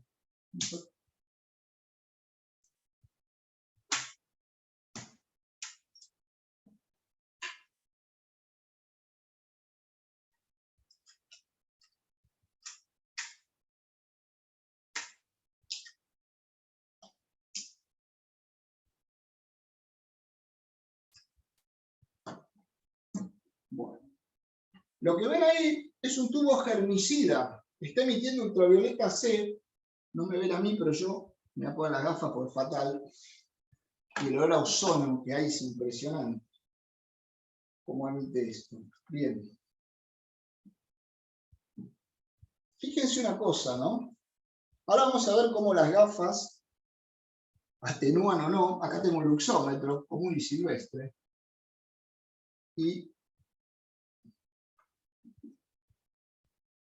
vamos a ver, cambiamos de rango aquí. Fíjense, no sé si se llega a leer el luxómetro. Un poquito más arriba, Aníbal, si podés. No llega, ¿no? Aquí. Ahí se ve. Un poquito más. Más, vamos a No, correr ahí se ve, todo. ahí se ve. Ahí está, perfecto. Bueno, para los que tienen práctica de iluminación, esto es oscuridad total, 58 lux, ¿sí? Es nada. La cantidad de radiación que tiene esto es impresionante. Ahora vamos a ver con las gafas, ¿sí? Es impresionante, es tremendo. ¿Por qué? Porque el luxómetro solo está midiendo el porcentaje de luz celeste que viene de aquí, cuando el 90 y pico % de la radiación de este tubo está en el ultravioleta C. Y esto se usa para matar, por ejemplo, el COVID. Cuando apareció el COVID, se lo mata con esto. Hay que tenerlo bastante tiempo, 10-15 minutos puesto. Depende del tubo, pero más o menos, ¿sí? Esto es oscuridad. No se podría trabajar con 60 lux. Sin embargo, acá yo tengo las gafas, ustedes no me ven, pero tengo las gafas puestas. Por si no me duelen los ojos. Bien. Veamos cómo responden nuestras gafas al ultravioleta C. Veamos. Vamos aquí, se ve bien. Nuestra gafa de material particulado, casi a la mitad, ¿eh? Mucho no nos va a proteger esto. Menos de la mitad. Con los Ray-Ban americanos, miren cómo va esto, ¿eh? Ahí es cuando uno sabe lo que tiene que comprar. Aquí está otra vez, esta es la gafa certificada 3M. Ese es lo que hay. Vamos a ver nuestros amigos senegaleses. Bastante bien también. Y vamos con la super gafa 3M y no llega nada. Entonces, nada, sepamos que hay que usar gafas como la gente. Vamos con una cosa más. Fíjense, esto es un difusor. Ahora lo vamos a poner ahí. Y vamos a ver cuánto atenúa, ¿sí?, la radiación puesto el difusor aquí. ¿Sí? Fíjense, es un tercio se come. Estábamos en 30 microwatts por centímetro y pasamos a 20. ¿Qué quiero decir con esto? Si yo el emisor de UVC lo pongo a través de un plástico o algo, le quito el 30% de energía. Difícilmente pueda purificar algo si yo lo pongo a través de algo, de un material. ¿Por qué? Porque a los fotones les cuesta atravesar esa densidad del polímero, ¿sí? Bien. Vamos con otro emisor. Ahora, estos emisores son de potencias de 8 watts. Estos tubitos, ustedes los conocen, todos los que vimos son de 8 watts. Y estamos en 20, 30 microwatts por centímetro. Ahora voy a poner emisor de 100 watts. Espero que no salte la térmica. Bueno.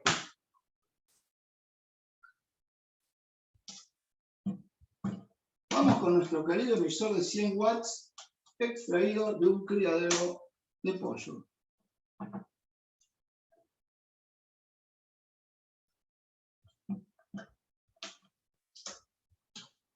Bien, vamos a ponerlo aquí para que lo vean. ¿Sí? Una vieja y gloriosa lámpara infrarroja, ¿sí? Por supuesto el medidor se fue de rango. ¿Sí? Vamos a prender justo esto aquí. Saben el calor que tira esto, es increíble. Bueno. Bien. Atención con esto. Estoy utilizando un emisor infrarrojo de 100 watts. ¿Sí? 2 miliwatts. Vamos a poner nuestro luxómetro aquí. Fíjense, tenemos otra vez 180, 200 lux. ¿Sí? Es oscuridad para trabajar, se necesitan 800. Estoy con 100 watts emitiendo. ¿Qué quiere decir? Tengo poca luz visible y tengo bastante radiación en el infrarrojo. Bueno, vamos a compararlo con otra cosa. 100 watts. Bien.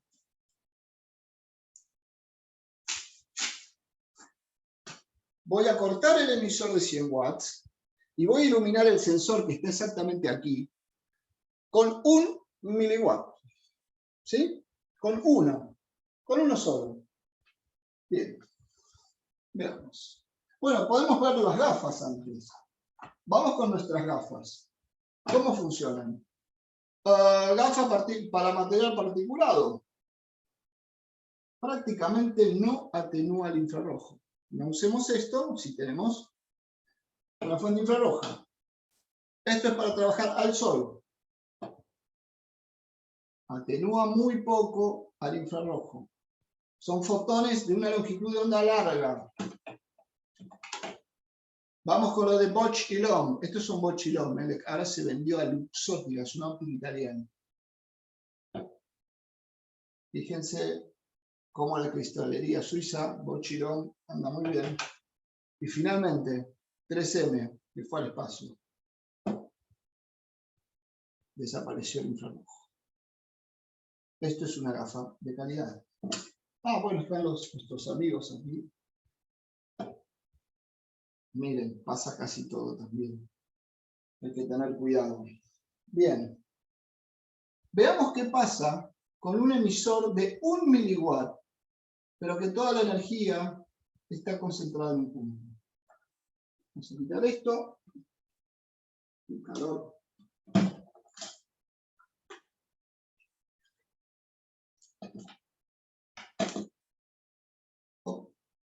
Vamos. Bien. Ahí tenemos un láser. ¿Sí? Está ahí 1 miliwatt. Veamos.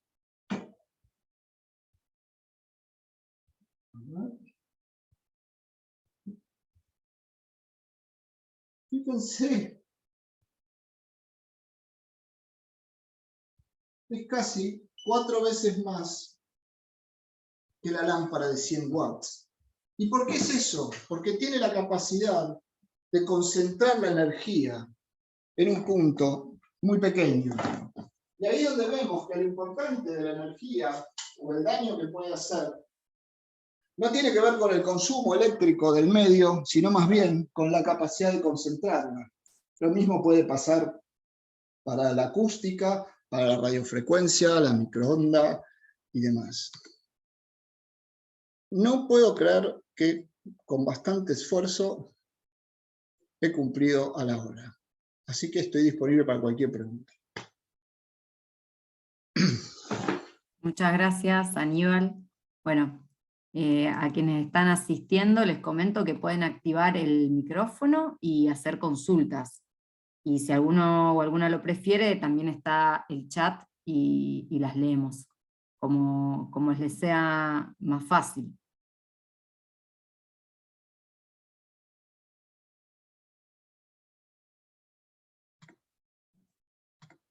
Los ha dejado todos impactados, Aníbal. No sé si hay alguien vivo del otro lado, ¿eh? Tengo dudas. Sí, sí, lo que pasa es que están todos con la cámara apagada justamente para cuidar el tema de que no se cayera la conexión, ¿viste? Muchos Porque compraron Ray-Ban de playa. Entonces ahí están complicados. Bueno, yo estoy a disposición, mi mail, mi contacto, nada, no se cobra, digamos. Al que le surja algo, lo pregunta, no tengo problema. Y probablemente haya bastante más cosas para hablar de las que dije yo, pero en 2 horas metí todo lo que pude, digamos. En persona va mejor esto, se pueden hacer más cosas, esta es la verdad. Pero bueno. Bueno, Aníbal, le hablo al público también, si no hay preguntas, nos vamos a reencontrar el martes próximo. No sé, Gonzalo, María Rita, si quieren agregar algo más. Escuchen a Gonzalo, por favor. El martes que viene, escuchen a Gonzalo que va a hablar de las cosas que se usan, de verdad. Sí, el martes próximo a la misma hora vamos a arrancar con, digamos, con la primera parte que estaba en la parte del temario, toda la parte de medición, de RNI, de baja frecuencia, estaciones transformadoras, línea de alta tensión, y ahí vamos a ir pasando y llegaremos a la parte de la banda de telefonía celular y demás. No sé, María Rita, ¿querés comentar algo? María Rita también va a dar una parte el martes, así que ahí estaremos renegando de la misma forma que Aníbal, pero en otra banda de frecuencia.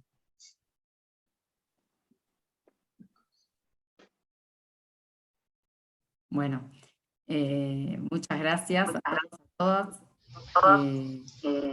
Nos reencontramos entonces el próximo martes. Muchas gracias, Aníbal. Ahí no sé si había alguien que quería decir algo, me parece.